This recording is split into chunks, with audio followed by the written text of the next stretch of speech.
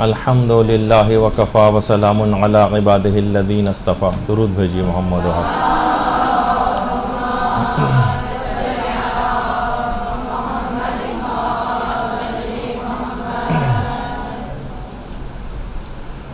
جیسا کہ آپ سب لوگوں کے علم میں ہے کہ ماشاءاللہ رمضان شروع ہو چکا ہے اور روزے کے جو مسائل ہم نے پچھلی کلاس میں شروع کیے تھے آج اس کو مزید آگے بڑھانا ہے.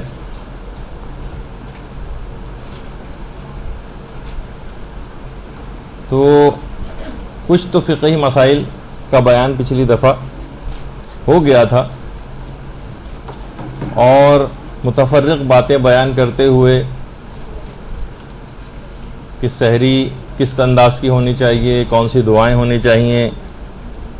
یہاں تک کہ پورا روزہ انسان گزار دیتا ہے, اس دوران مختلف مباح کام بھی انجام دیتا ہے جیسے سونا. لیکن جیسا کہ آپ لوگوں کے علم میں ہے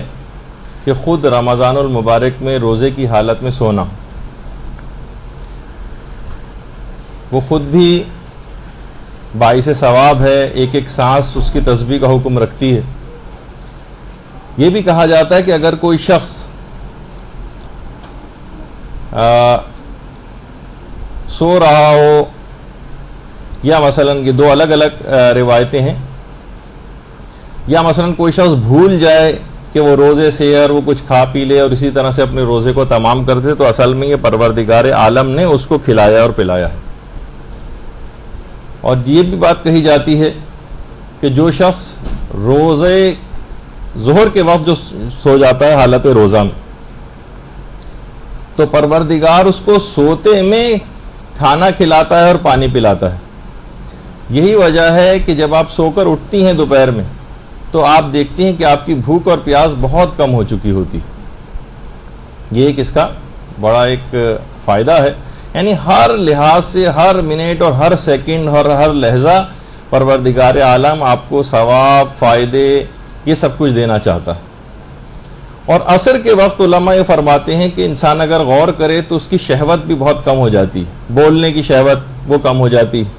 کھانے پینے کی شہوت وہ کم ہو جاتی ہے. تو علماء یہ فرماتے ہیں حتیٰ کہ بھوک کم ہو جاتی ہے, پیٹ کی جو شہوت ہے. تو علماء یہی فرماتے ہیں کہ اس کا مطلب ہے کہ یہ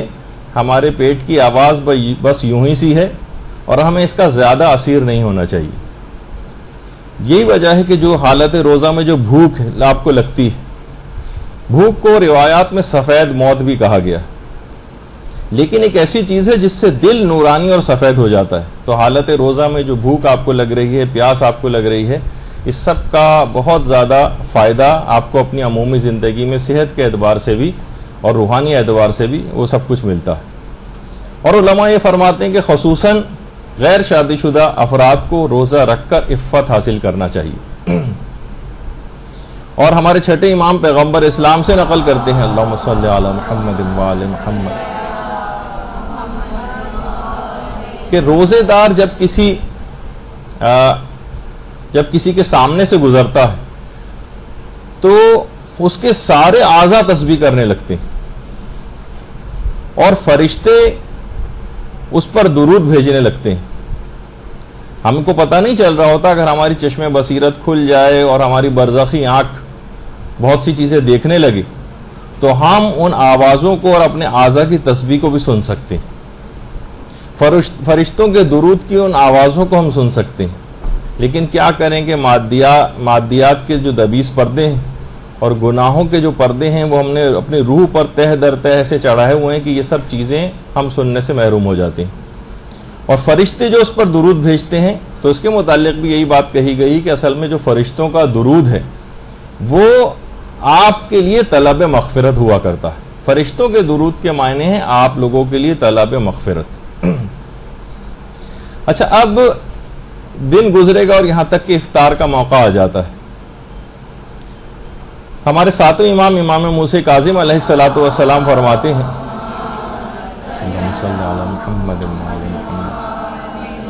بلکہ اپنے والد سے یہ بات نقل کرتے ہیں کہ روزے دار کی ہر دعا وقت افطار قبول ہو جاتی. تو میں آپ کو ایک مشورتاً بھی ایک بات کہوں، عام طور پر انتظار کیا جاتا ہے یہاں تک کہ بالکل وقت آ جاتا ہے افطار کا، پھر لوگ آ کر دسترخوان پہ یا اس ٹیبل پر آ کر بیٹھتے ہیں افطار کے لیے۔ اگر آپ کوشش کر کے 10 سے 15 منٹ پہلے آ کر بیٹھ جائیں، پلیٹ وغیرہ بنانے کے لیے نہیں، جو چیزیں ہیں، مسئلہ آپ جو ہے اس وقت یہ کر سکتی ہیں کہ جو ساری آپ کی دعائیں ہیں، جو بھی آپ اپنے لیے اپنی مغفرت کے حوالے سے اور اپنے رشتہ داروں کے لیے جو بہت ساری دعائیں ہیں، اپنی دنیا اور آخرت کے لحاظ سے جو دعائیں ہیں، اس کے لیے پھر اتنا ٹائم بچتا نہیں ہے۔ جیسے ہی کیونکہ روزے کا وقت ختم ہو جاتا ہے اور افطار کا وقت شروع ہو جاتا ہے تو پھر دعا کرنے میں بھی دل نہیں لگتا۔ اس سے پہلے تو ایک پابندی ہوتی ہے نا کہ ہاں بھائی یہاں تک تو مجھے واجب ہے کہ میں انتظار کروں، تو اس دوران آپ اپنی تمام دعائیں سوچیں کریں وہاں پر آ کر۔ تو یہ ایک مشورہ ہے، پھر آپ دیکھیں گے، ورنہ پھر یہی ہوگا کہ اگر آپ اینڈ ٹائم پہ آئیں، ایک آدھ منٹ پہلے آئیں، تو آپ کو پھر افطار کی طرف رغبت زیادہ ہو جائے گی اور دعاؤں کی طرف کم ہو جائے گی۔ تو بہرحال جس وقت بھی آپ لقمہ اول اٹھائیں، جس وقت بھی، تو ظاہر جس وقت آپ لقمہ اول لیتی ہیں تو وہ جو دعا پڑھی جاتی ہے اللہم لک صمت وعلی رزقک افطرت وعلیک توکلت، لوگ پڑھتے تو ہیں اور سوچتے ہیں ہاں بس یہ مستحب ہے، لیکن اس کا ثواب اور فائدہ نہیں پتہ زیادہ تر افراد کو۔ اس کا ثواب یہ ہے کہ جو شخص بھی وقت افطار جو آپ روا روی میں روزانہ پڑھتے ہی ہیں، اس کا ثواب یہ ہے کہ جو شخص بھی افطار کے وقت اس دعا کو پڑھے گا تو اس وقت اس دنیا میں جتنے بھی روزے دار ہیں ان کے ثواب کے برابر ثواب جو ہے اس شخص کو دیا جائے گا۔ تو آپ نے دیکھا کہ بہرحال ایک چھوٹی سی دعا اب معرفت کے ساتھ پڑھیں گے کہ اچھا اس کا یہ فائدہ ہے، تو آپ دل لگا کے اس دعا کو پڑھیں گے۔ اور خاص طور پر جس وقت لقمہ اول لیا جاتا ہے اس وقت اپنے لیے مغفرت کی دعا کرنے کا خصوصی ایک حکم آیا اپنے لیے، اور دوسرے لوگوں کے لیے بھی کر سکتے ہیں، یعنی مغفرت کی دعا اس وقت ہونی چاہیے۔ اور ایک دعا تو وہ ہے جو ہمارے امام حسن علیہ السلام ہی نے بتائی،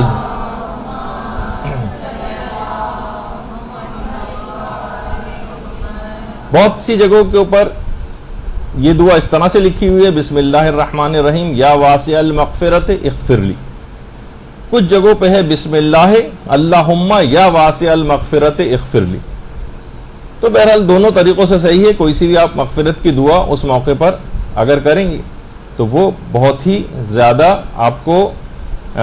ثواب بھی دلوائے گی اور آپ کی پچھلی زندگی کے تمام گناہوں کو معاف کروا دے گی۔ اور ایک دعا وہ ہے کہ جس کے متعلق پیغمبر اسلام یہ بات بیان فرماتے ہیں کہ جو شخص بھی وقت افطار اس دعا کو پڑھے گا، جو ابھی آپ کے سامنے ڈسپلے ہوگی اسکرین پہ، جو شخص بھی اس دعا کو وقت افطار پڑھے گا تو وہ گناہوں سے اس طرح سے باہر آ جائے گا جس طرح سے کوئی بچہ بطن مادر سے باہر آتا ہے، بالکل پاک و پاکیزہ حالت میں۔ اور ایک دعا تو یہ ہے، اس کے بعد جو پیغمبر نے دعا بتائی وہ یہ یا عظیمو انت الہی لا الہ غیرک اغفر لی الذنب العظیم فانہ لا یغفر الذنب العظیم الا العظیم۔ چھوٹی دعا اگر یہ لکھ کر جہاں آپ افطار کرتی ہیں وہاں لکھ کے لگا لیں تو اتنا زیادہ اس کا فائدہ ہے کہ جیسے ہی وقت افطار آپ اس دعا کو پڑھیں گے فوراً آپ کی پچھلی زندگی کی تمام گناہ بخش دیے جائیں گے۔ یہ ایک بہت اہم بات ہے، جتنا بھی ممکن ہو سکے آپ تیز رفتاری کے ساتھ اگر اس کو اتار لیں تو بہت ہی دیکھیے بہانے سے پروردگار عالم آپ کو فائدے دینا چاہتا ہے، آپ کی مغفرت کرنا چاہتا ہے۔ جب آپ نے دیکھا کہ صرف چند سیکنڈ ان دعا کو لگ رہے ہیں اور پوری زندگی گناہ معاف ہو رہے ہیں۔ جب بھی کہا گیا نا کہ وہ بدبخت ہے کتنا شخص وہ کہ جو رمضان کو پائے اور اپنی بخشش نہ کروا سکے، بدبختی ہوگا نا جب اتنی چند سیکنڈ کے اعمال کر کے اور انسان اپنی عاقبت کو بخیر کر سکتا ہے، اس کے باوجود وہ اپنے آپ کو بخشوا نہ سکے۔ میں نے اتنا ٹائم اس وجہ سے اس میں یوں لگایا تاکہ آپ کم سے کم اس دوران یہ دعا اتار لیں، اور امید ہے کہ آپ نے اتار لی ہوگی۔ اور ایک اور دعا بھی ہے بسم اللہ اللہم لک صمنا وعلی رزقک افطرنا فتقبل منا انک انت السمیع العلیم۔ اچھا یہ آپ مفاتی وغیرہ کے اندر بھی دیکھ لیجئے گا یا جو اور جگہوں کے اوپر ہیں، لیکن کیونکہ اگر اتنا وقت نہیں ہے ابھی ہمارے پاس، جلدی سے اتار لیں، میں چند سیکنڈز آپ کو اور دے دیتا ہوں کیونکہ گفتگو بہت ابھی آگے بڑھنی ہے اور بہت سی باتیں بیان ہونا ہے۔ اچھا، اب جن خواتین نے اتار لی ہے وہ بعد میں ایک دوسرے سے شیئر کر لیں، کیونکہ اتنی دیر ہم نہیں لگا سکتے ان پہ. اچھا، اس کے بعد ظاہر ہے اب جب ہم نے کہا کہ افطار جب کرنا شروع کیا، اب ظاہر ہے پھر آپ پوچھیں گے افطار کا مینیو کیا ہونا چاہیے. تو ویسے تو سب کو پتا ہے، کھجور کے سب ثواب اور فائدے آپ کو پتا ہوتے ہیں، لیکن بہت سارے افراد کے حوالے سے بات کہوں خیر کہ خود پانی سے افطار کرنا، بہت زیادہ ٹھنڈا پانی تو نہیں، وہ تو آپ لوگوں کی شاید رمضان کی غلطیوں کے حوالے سے ڈاکٹر علیم کی جو کلاس ایک انٹرنیٹ کے اوپر بھی اویلیبل ہے، تو وہاں سے بھی آپ دیکھ سکتے ہیں کون کون سی غلطیاں رمضان میں ہوتی ہیں. اس میں ٹھنڈا پانی بھی ایک لحاظ سے ویسی ایک طبی غلطی کے طور پر انہوں نے اس چیز کو پیش کیا ہے. لیکن بہرحال پانی سے افطار کرنا، اس کی بھی بہرحال ایک امپورٹنس ہے، اور روایات میں یہ کہا گیا ہے کہ اگر کوئی شخص پانی سے روزے کو افطار کرتا ہے تو پانی کا کام دیکھیے کیا ہے، دھو دینا. تو یہ دل کے گناہوں کو دھو کر رکھ دیتا ہے یہ عمل، پانی سے افطار کرنا. تو کبھی کھجور سے افطار کر لیں، کبھی نمک سے افطار کر لیں، اور کبھی پانی سے افطار کر لیں، کبھی کسی اور پھل سے بھی افطار ہو سکتا ہے. لیکن بہرحال یہ کہ جو ظاہر ثواب اور فائدے زیادہ دلانے والی چیزیں ہیں، کھجور کی تو لوگوں کو معلوم ہی ہوتے ہیں اس کے فضائل وغیرہ، لیکن بہرحال پانی کی طرف سے کہ شاید نیم گرم پانی اور زیادہ طبی اعتبار سے فائدہ پہنچانے والی چیز ہے. لیکن یہ کہ کوئی شخص ٹھنڈا بھی پینا چاہے تو مرضی ہے اس کی بہرحال. اچھا، اسی طرح سے بہت سے پھل ایسے ہیں. دیکھیے پیغمبر اسلام کا ایک طریقہ تھا، جب بھی کوئی موسم کا کوئی پھل پیغمبر کے پاس یا کوئی میوہ آیا کرتا تھا، پیغمبر اس کو سونگھتے تھے، اس کو چومتے تھے، اور بہت سے پھلوں کو آنکھوں سے بھی لگاتے تھے، اور اس وقت کوئی دعا بھی پڑھتے تھے. اور امیر المومنین حضرت امیر المومنین علیہ الصلوۃ والسلام، اللہم صلی علی محمد وعلی محمد، وہ جو بات مشہور ہے کہ انار کا ایک ایک دانہ کھایا کرتے تھے اور کہتے تھے کہ یہ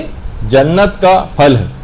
اور انار 40 روز تک دل کو نورانی رکھتا ہے. اگر افطار کے اندر یہ بھی شامل کر لیں، ایک تو ویسے ہی حالت روزہ میں اتنی برکتیں آپ کو حاصل ہو رہی ہیں اور نورانیت پیدا ہو رہی ہے، انار اس میں سونے پہ سہاگا کا کام کرے گا، اور 40 روز تک آپ کے دل، ایک انار آپ کے دل کو نورانی کرتا ہے. اور اگر کوئی شخص جمعے کے دن 2 انار کھا لے، جمعے کے دن 2 انار، تو 80 دنوں تک اس کا دل جو ہے وہ نورانی رہتا. اور یہ بھی روایت میں بات آئی ہے کہ پیغمبر اسلام کو کوئی بھی پھل انار سے زیادہ پسندیدہ نہیں تھا. تو اگر کہیں سے یہ بھی اویلیبل ہو سکے، عام طور پر افطاروں میں ہم نے انار وغیرہ کم ہی دیکھے، لیکن یہ ہے کہ اگر موسم ہو کسی جگہ اور اویلیبل ہو سکتے ہوں یہ پھل، تو ضرور جو ہے وہ کھائے جائیں. اچھا، کوئی اور بھی پھل، انار کا تو آپ نے سن ہی لیا، لیکن اور بھی جو پھل ہیں وہ بھی بہرحال وہ بھی کھائے جا سکتے ہیں. بلکہ روایت میں یہ بات آئی ہے کہ اگر کوئی شخص کسی بھی پھل کو اس نیت سے کھائے کہ یہ پھل پیغمبر اسلام کو پسند تھا، وہ پھل اس کو پھر کوئی نقصان نہیں پہنچا سکے گا. اور انار کی جو بھی بات بیان ہو رہی تھی اس سے پہلے، کہ انار کی خصوصیت یہ بھی ہے کہ بچے جلد بولنے لگتے ہیں. بہت سے بچوں کے ساتھ یہ ہوتا ہے نا کہ والدین پریشان ہوتے ہیں کہ بولنا نہیں شروع کیا اس نے اب تک، اگر ان کو انار کھلایا جائے تو وہ جلدی بولنے لگتے ہیں. اور چھٹے امام ہمارے یہ بات بیان فرماتے ہیں، اللہم صلی علی محمد وعلی محمد، کہ اپنے بچوں کو انار کھلاؤ، کیونکہ انار جلد بچوں کو جوان کر دیتا ہے. یعنی بہت سے افراد، بچے ایسے بھی ہوتے ہیں، لڑکیاں ایسی ہوتی ہیں جن کی ڈیلیڈ پیوبرٹی جس کو کہا جاتا ہے، بلوغ ذرا دیر سے آ رہا ہوتا ہے، تو اگر ان کو بھی کھلایا جائے تو اس چیز پر قابو پایا جا سکتا ہے. اور پھلوں کو کھانے سے پہلے بسم اللہ الرحمن الرحیم ضرور پڑھنا چاہیے، اور پیغمبر پر درود پڑھ کر پھر اس پھل کو تناول فرمانا چاہیے. درود بھیجیے محمد علیہ محمد.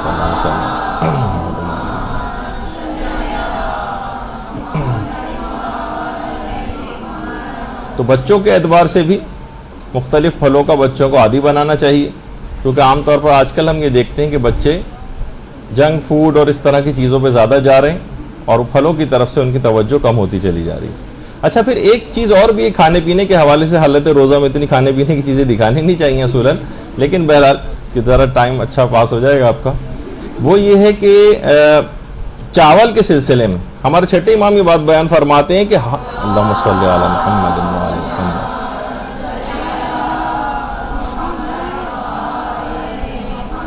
کہ ہر چیز میں شفا بھی ہے اور تکلیف بھی ہے. لیکن چاول ایک ایسی چیز ہے جس میں صرف شفا ہی شفا ہے، تکلیف کوئی بھی نہیں.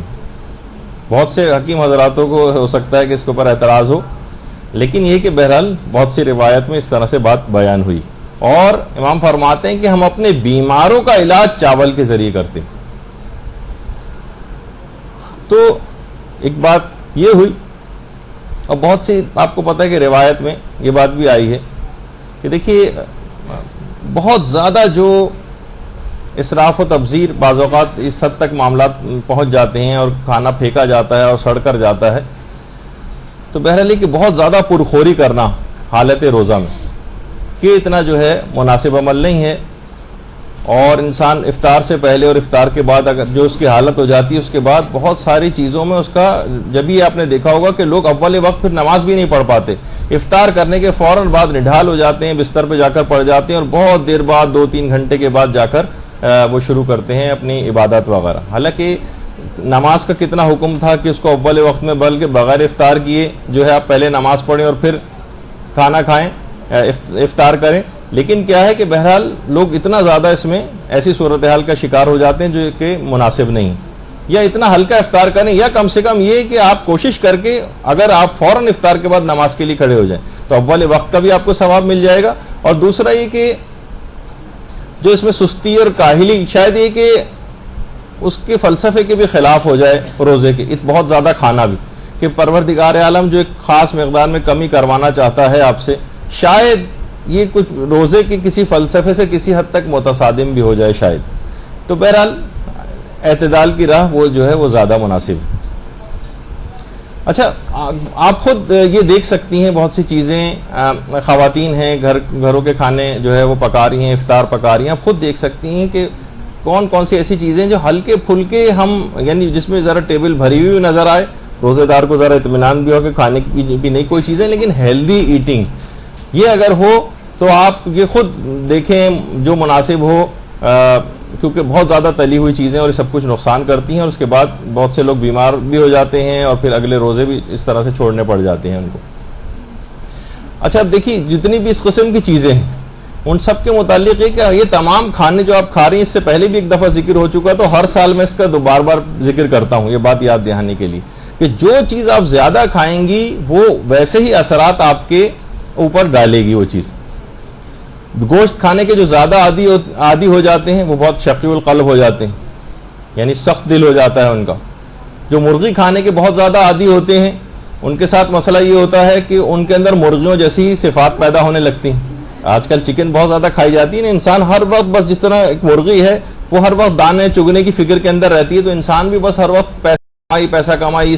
یا کھانے پینے کے چکر میں رہتا ہے. اب دیکھتے ہیں کہ کتنے کھاتے پیتے افراد ہوتے ہیں، لیکن کھانوں میں کسی محفل کے اندر جاتے ہیں اور کسی شادی کی تقریب میں جاتے ہیں، جب کھانا کھلتا ہے تو کیسا بھاگ کے جو ہے جیسے یلغار ہو جس طریقے سے ایک آواز لگائی جاتی ہے اس طرح سے کھانے کے اوپر ٹوٹ پڑتے ہیں. تو وہی خصوصیات اس کے اندر پیدا ہونے لگتی ہیں. ہر چیز اگر اعتدال میں کھائیں گے تو وہ خصوصیات پیدا نہیں ہوں گے، جیسے مرغی کی خصوصیات. اسی طریقے سے جہاں پہ سور زیادہ کھایا جاتا ہے ان کے اندر سور جیسی خصوصیات پیدا ہونے لگتی ہیں، جیسے بےغیرتی جس کے اندر سر فہرست ہے. باہر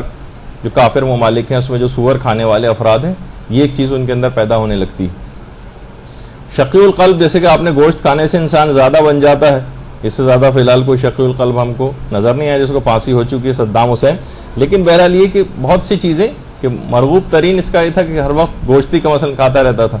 جو شخص بھی بھیڑ کا گوشت کھاتا ہے اس کے متعلق ہے کہ اس کے اندر بزدلی کی ایک صفت پیدا ہونے لگتی، یعنی جو آپ کھائیں گے ویسی صفت آپ کے اندر پیدا ہونے لگے گی. اونٹ کھانے والے افراد زیادہ تر عرب افراد ہیں، اونٹ کی کینہ پروری اور دشمنی بڑی مشہور ہے، تو وہی خصوصیات ان کے اندر پیدا ہونے لگتی ہیں جو بھی چیز کا آپ استعمال کریں گے. یا جیسے کہا جاتا ہے کہ بہت سارے آپ نے دیکھا ہے کہ بنگلہ دیش وغیرہ کے علاقے کے بہت سارے افراد جو کہ مچھلی وغیرہ زیادہ کھاتے ہیں،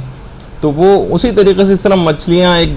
جھمگٹے کے اندر رہتی ہیں، اوور کراؤڈڈ پلیسز کے اندر وہ ہمیں جو ہے وہ زیادہ اس طرح سے رہتے ہوئے نظر، یعنی کوئی نہ کوئی جھلک ان کے اندر اس چیز کھانے کی ان کے اندر نمایاں ہوتی ہے کہ جو وہ جو زیادہ کھاتے ہیں. تو بہرحال انسان کو چاہیے کہ کوشش کرے کہ وہ ہر چیز اعتدال میں کھائے، کیونکہ اگر ہم یہ دیکھتے ہیں کہ بہت سارے افراد جو طبی اعتبار سے بھی جو گوشت زیادہ کھاتے ہیں ان کو بڑی آنت کا کینسر سب سے زیادہ ہوتا ہے. اور ہندو حضرات کے جو کہ ویجیٹیرین ہوتے ہیں اور صرف سبزیاں وغیرہ کھاتے ہیں یا دالیں وغیرہ کھاتے ہیں ان کو سیروسس آف لیور یعنی جو ان کا جگر ہوتا ہے وہ سکڑ جاتا ہے، خاص بیماری وہ ان کو لاحق ہو جاتی ہے. یعنی ہر چیز کی افراط و تفریط، چاہے مکمل ویجیٹیرین بن جائیں یا گوشت خور بن جائیں، ہر لحاظ سے وہ صفات آپ کے اندر پیدا ہونے لگیں گی. تو بہرحال جب بھی روایت میں یہ بات آتی ہے کہ اگر تم قبرستان جاؤ اور وہاں کے مردوں سے جا کر یہ بات پوچھو کہ وہ کس بیماری کے سبب یہاں پر پہنچے ہیں، تو زیادہ تر یہ کہیں گے کہ ہم اپنے پیٹ کی خرابی سے، نظام ہاضمہ کی خرابی کے باعث، یعنی قضاء و قدر سے، حکم پروردگار سے اتنے مرنے والے نہیں ہیں جو خود کھانوں کے ذریعے اس انداز سے جو ہے بیمار ہو کر قبرستانوں کے اندر مکین ہو چکے ہیں. اور یہ بھی پیغمبر فرماتے تھے کہ خدا کے نزدیک بھرے ہوئے پیٹ سے زیادہ کوئی بھی دشمن روزے دار کا نہیں. یعنی اگر بہت زیادہ انسان ٹھوس لے تو حقیقت یہ ہے کہ روزے کے فلسفے سے کسی حد تک یہ بات متصادم ہو سکتی. اچھا، اب یہ بھی کہنے کا مقصد نہیں کہ انسان کچھ نہ کھائے، بلکہ وہ دیکھے کہ ہیلدی ایٹنگ جو ہے وہ کیا ہوتی ہیں، وہ آپ کو خود اپنے طور پر دیکھنا ہے، کیونکہ بہرحال یہ مہمانی خدا ہے، اس میں غریب سے غریب آدمی بھی کوئی بھوکا نہیں رہ سکتا. اس میں پروردگار کی طرف سے ایک ایسی میزبانی ہو رہی ہوتی ہے. اچھا، اب بہت سی افطار پارٹیاں بھی ہوتی ہیں، بشرطہ ان کا مقصد اپنا پی آر بنانا نہ ہو، بشرطہ ان کا مقصد جو ہے کوئی اس طرح کا نہ ہو، کوئی دنیا دکھاؤ، ورنہ خود افطار کرانے کا بہت زیادہ ثواب، یعنی کہ وہ روزے دار کا بلکہ ثواب اور اجر پاتا ہے کہ جو شخص روزے داروں کو افطار کرواتا ہے. اور یہاں تک روایت میں یہ بات آئی ہے کہ روزے دار کو افطار کرانا اور خوش کرنا خود اصل میں روزہ رکھنے سے بھی زیادہ افضل عمل. یہ بھی روایت میں آتا ہے نا کہ دنیا میں مومن کے لیے تین خوشیاں، ایک تو اپنے مومن بھائیوں کو دیکھنے کی خوشی، یہ واقعی خوشی، ایک ہے آخر شب میں بیدار رہنے کی خوشی، اور ایک ہے افطار کرانے کی خوشی. تو بہرحال دوسرے آپ نے دیکھا ہوگا مساجد کے اندر بھی لوگ افطار کراتے ہیں، اس میں زیادہ سے زیادہ حصہ لینا چاہیے، زیادہ سے زیادہ لوگ اس میں دلچسپی بھی رکھتے ہیں، یہ اس قسم کے ثواب لینے میں ظاہر ہے جس کی تبلیغ زیادہ کی جاتی ہے لوگ اس کی طرف راغب ہونے لگتے ہیں. تو بہرحال ایک ویسا عمل ہے، کیونکہ پیغمبر بھی فرماتے تھے کہ ایک مومن کو افطار کرانا، خواہ وہ ایک کھجور ہی کے ذریعے کیوں نہ ہو، کہ پچھلے تمام گناہ اس کے بخش دیے جاتے ہیں جو فقط ایک کھجور کے ذریعے بھی کیوں نہ کسی مومن کو روزہ افطار کروا دے. اور بہرحال ایک لحاظ سے ثواب میں وہ خواتین بھی اس میں شامل ہو جاتی ہیں جو افطار کی اتنی تیاریاں کرتی ہیں، لوگوں کو افطار بنا کر پیش کرتی ہیں گھروں کے اندر. واقعی بہت اجر و ثواب والی بات ہے. آپ اس کو معمولی طور پر یا اپنے اوپر برڈن سمجھ کے نہ لیں، بلکہ اس چیز کے ثواب اور فائدے دیکھیں کہ ایک کھجور افطار کرانے سے ساری زندگی گناہ بخشے جا رہے ہیں، اور آپ کتنے افراد کو روزانہ جو ہے افطاری بنا کر دے رہی ہیں اور افطار کروا رہی ہیں. اچھا، تو اب آ جائیے کچھ احکام روزہ پر. یہ تو ہم نے ہلکی پھلکی سے ذرا ایک گفتگو کی. احکام روزہ کو اگر ہم دیکھیں تو متفرق جو احکام آج بھی ہمیں بیان کرنا ہے کہ بعض اوقات یہ ہوتا ہے کہ ہم قرآن کی کوئی آیت غلط پڑھ دیتے ہیں. تو اکثر لوگوں کے دماغ میں وہ والا مسئلہ ایک آتا ہی ہے کہ وہ جو توضیح المسائل کے اندر بھی لکھا ہوا ہے کہ خدا اور رسول و امام پر جھوٹ باندھنا، اس سے روزہ باطل ہو جاتا ہے. تو ویسے کچھ علماء میں اختلاف ہے کہ ان میں کون کون سے افراد شامل ہیں، جناب سیدہ اس میں شامل ہیں یا نہیں، یا دیگر انبیاء ما سبق جو ہیں وہ اس میں شامل ہوتے ہیں یا نہیں. لیکن بہرحال احتیاطی مسئلہ یہی ہے کہ آپ کسی کے اوپر بھی جھوٹ نہیں باندھ سکتے اپنی طرف سے. پھر ایک مسئلہ اس کے اندر یہ بھی آتا ہے جو اس وقت تو بیان نہیں کرنا، شاید اگلی کلاس کے اندر وہ آئے گا، کہ بہت ساری اس میں ضرور آپ لوگ ایک چیز کی احتیاط کر لیں. ویسے ضعیف احادیث حالت روزہ میں آغا سیستانی کے فتوے میں بیان کی جا سکتی ہیں، جو احادیث ضعیف، لیکن خاص طور پر وہ احادیث کے جو کہ حالت روزہ میں مختلف SMS کے ذریعے آپ کو موصول ہوتی، آپ کو کچھ پتہ ہی نہیں ہوتا، بس کسی شخص نے بھیج دیا، پتہ نہیں حدیث ہے بھی یا نہیں، پتہ نہیں کسی جگہ پائی جاتی بھی ہے یا نہیں، وہ لوگ ایک دوسرے کو فارورڈ کرنے لگتے ہیں. اس میں خاص طور پر احتیاط کیجیے. آقا بہجت تو بہت فرماتے تھے کہ عمومی زندگی میں اتنی احتیاط کرنی چاہیے کہ جائے گا کہ روزے کی حالت میں انسان جو ہے اتنا غیر محتاط ہو جائے. تو ہمیشہ کوشش یہ کرنی چاہیے. آقا بہجت تو یا ہمارے بہت سے علماء کا طریقہ کار ہے خاص طور پر رمضان میں، اور اس سے ہٹ کر بھی اپنے ہاتھ میں جب بھی روایات کوئی پڑھتے ہیں تو اپنے ہاتھ میں کتاب لے کر بعین ہی لفظ بلفظ اس میں سے دیکھ کر پڑھتے ہیں. تو بہرحال آپ اس میں ایک احتیاط یہ ضرور کر لیں. مشورہ ہے میرا کہ آپ یہ حالت روزہ میں ایک دوسرے کو جو میسیجز فارورڈ کرتی ہیں خاص طور پر احادیث کے میسیجز، یہ اس میں آپ احتیاط کریں اور ایک دوسرے کو فارورڈ نہ کریں. کچھ پتہ نہیں ہوتا کون سی حدیث ہے کون سی حدیث نہیں ہے کیا نہیں ہے، تو بہرحال اس میں آپ کو احتیاط کرنی چاہیے. تو اب بہت سے لوگ یہ بھی کہتے ہیں کہ پوچھتے ہیں کہ بھئی قرآن کی آیت اگر ہم غلط پڑھ دیں تو کیا اس سے بھی کوئی روزہ باطل ہوتا ہے؟ زیر زبر پیش کی کوئی غلطی ہو جائے، کسی لفظ کی کوئی غلطی ہو جائے، تو بہرحال اس سے روزہ باطل نہیں ہوتا قرآن کی آیت اگر کوئی غلط پڑھ دے. بہت سے لوگوں کا ایک سوال یہ ہوتا ہے کہ اگر ہم قرآن کی کسی آیت کا ترجمہ غلط پڑھ دیں، ترجمے میں کوئی غلطی ہو جائے ہم سے، ہم نے ذرا آگے پیچھے کر دیا، ایسا نہیں کہ بالکل الٹا معاملہ ہو جائے، بلکہ ترجمے میں تھوڑی بہت غلطی اگر ہو جائے تو بہرحال اس سے بھی روزے پر کوئی فرق نہیں پڑتا. لیکن جان بوجھ کے ایسا نہیں ہونا چاہیے، لیکن کبھی غلطی سے اس طرح سے اگر ہو جائے تو دیکھیے مسائل فقہ کی اہمیت بہت زیادہ ہے اس سلسلے میں. یعنی جب یہ کہ ہر چیز رمضان سے پہلے یہ ہم جو ابھی بیان کر رہے ہیں اصولاً وہ بہرحال اس کا بار بار میں پھر افسوس کروں گا، جو ایک اتوار ضائع ہوا تھا، یہ سب مسئلے اس سے پہلے بیان ہو جاتے پچھلی کلاس میں اور آج ہم آگے کی بات کر رہے ہوتے. لیکن بہرحال تو مسائل فقہ کی اہمیت بہت زیادہ ہے. آج کی گفتگو ہوگی 2 گھنٹے کی، اس کے بعد اگلی جو کلاس ہوگی اس میں بھی 2 گھنٹے کی مسائل کی گفتگو ہوگی. پھر تو خیر شب قدر آ جائے گی تو اس میں شب قدر کے حوالے سے گفتگو ہوگی، اور جو بالکل آخری اتوار ہوگا اس میں عید کی غلطیوں کے اعتبار سے عید میں کیا کیا غلطیاں ہوتی ہیں اس پہ ایک پوری گفتگو آنا. تو یہ گفتگو ہونے کے باوجود اور جو پچھلے 3 گھنٹے کی ہماری ہو چکی اس کے باوجود تقریباً 8-9 گھنٹے کے میرے اعتبار سے فقہی مسئلے ایسے ہی باقی رہ جائیں گے جو روزے کے میں بیان ہی نہیں کر سکوں گا، کیونکہ وقت ختم ہو گیا. یعنی ایک ہی دن آپ لوگ آتی ہیں اتوار میں، اور ہم کوشش کریں گے کچھ نہ کچھ اگر یوٹیوب کے اوپر اس کو بنا کے ڈال دیں تو آپ لوگ بیچ میں بھی سن سکتی ہیں، لیکن انشاءاللہ. تو بہرحال یہ کہ دیکھیں 28ویں دن کی جو خاص طور پر دعا ہے ماہ مبارک رمضان کی، یہ ضرور آپ جا کر پڑھیے گا. تو اس میں یہی ہے کہ پروردگار وَأَكْرِمْنِي فِيهَا بِإِحْضَارِ الْمَسَائِلِ، پروردگار مجھے مسائل فقہ یاد کرنے کی کرامت عطا فرما. کہ باقاعدہ ایک دعا ہے 28ویں دن میں، وہ آپ جا کے دیکھیے گا. یا جو دعائیں توبہ آپ پڑھتی ہیں کہ پروردگار میں آپ سے وعدہ کرتی ہوں کہ میں برے کاموں کی طرف مڑ کر بھی نہیں دیکھوں گی، اور میں اپنی جہالت کی معافی آپ سے مانگتی. دعائیں توبہ ہے. کلکم خطاؤن و خیر الخطائین التوابون، گناہ گار تو سبھی ہوتے ہیں، خطا کار تو سبھی ہوتے ہیں، لیکن بہترین خطا کار وہ ہے جو کہ توبہ کر لیتا ہے. تو بہرحال یہ بھی ہے، روایت میں ایک بات آئی ہے بیچ میں بیان ہو جائے کہ اگر کوئی شخص 7 سال تک نیک ہو جائے، 7 سال تک نیک اعمال کرتا رہے،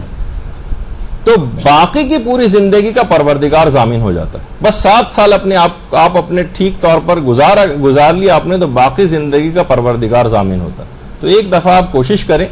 تو بہرحال جس طرح کہا جاتا ہے نا کہ بہت سے دکاندار زیادہ پیسے ہوں تو بہت سے کھوٹے سکے بھی اس کے اندر چل جاتے ہیں اگر اس کو دیں. تو پروردگار ہمارے جیسے بھی کھوٹے اعمال ہیں ان کو پروردگار جو ہے قبول کر لے. جس طریقے سے ہمارے جسم غلاظتوں سے بھرا ہوا ہوتا ہے، کتنی نجاستیں ہمارے جسم کے اندر موجود ہوتی ہیں، تو پروردگار اس کے باوجود ہماری نماز کو قبول کر لیتا ہے. تو بہرحال اسی طریقے سے پروردگار ہمارے ان کھوٹے اعمال کو بھی اگر قبول کر لے تو کیا ہی کہنا. وہ جو دعائیں سحر میں بھی آپ پڑھتی ہیں نا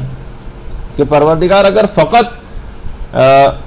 تو نے نیکوکاروں پر ہی رحم کیا تو ہم گناہگاروں کا کیا ہوگا، اور پروردگار اگر تو فقط متقین ہی کے اعمال قبول کرتا ہے تو پھر ہم گناہگار جو ہے وہ کس زمرے میں جائیں گے. اور پروردگار نماز و روزہ کرنے والے بھی بخشش پا گئے، مخلصین بھی نجات یافتہ ہو گئے، فقط اور فقط ہم گناہگار ہی باقی رہ گئے ہیں. ان پر سے بھی اپنے عذاب کو برطرف فرما دیں. اور ایک اور دعا جو خاص طور پر ماہ رمضان میں کی جاتی وہ بھی اگر آپ دیکھیں تو اس میں یہ آتا ہے کہ پروردگار مجھے ان لوگوں میں سے قرار دینا جن سے دین کا کوئی کام لیا جاتا ہے، اور میرا نعم ولا تستبدل بھی غیری، میرا نعم البدل کسی اور کو نہ قرار دے دینا. دیکھیے بہت ساری ایسی ذمہ داریاں، بعض اوقات ہو سکتا ہے مدرسے کی طرف سے کوئی ذمہ داری آپ کو ملے، کوئی اور اپنے علاقے میں درس کرانے کی آپ کو کوئی ذمہ داری ملے، کوئی اور دینی خدمت جو ہے وہ پروردگار آپ سے لے رہا ہو، لیکن انسان ذرا متکبر ہو جائے، ذرا اپنے آپ کو کچھ سمجھنے لگے، ذرا اس کی توجہ اس طرف ہو جائے کہ میں ہی ہوں جس سے دین کا فلاں کام چل رہا ہے، تو پروردگار یہ عام طور پر ملتا ہے۔ علماء فرماتے ہیں کہ اگر کوئی شخص اپنے آپ میں منحصر سمجھنے لگے تو پروردگار اس شخص کو وہاں سے ہٹا دیتا ہے اور اس کی جگہ کسی دوسرے شخص کو لے آتا ہے۔ جب یہ دعاؤں میں رمضان کی ہے وَلَا تَسْتَبْدِلْ بِي غَيْرِي، پروردگار میرا نعم البدل کسی اور کو قرار نہ دے دینا، کیونکہ ٹھیک ہے دین کا کام تو چلتا رہے گا لیکن آپ سے وہ کام لے لیا جائے گا اور آپ کسی فضول کام کی طرف ہو سکتا ہے کہ آپ کی توجہات ہو جائیں، تو وہ دماغ میں رہنی چاہیے۔ اور ایک لوگوں کے دماغ میں ایک چیز اور بھی آتی، وہ ہوتی کہ پتہ نہیں ہمارے روزے قبول بھی ہو رہے ہیں یا نہیں ہو رہے۔ تو یہ بات یاد رکھ لیجئے کہ بہرحال پروردگار عالم کو کیفیات مطلوب نہیں۔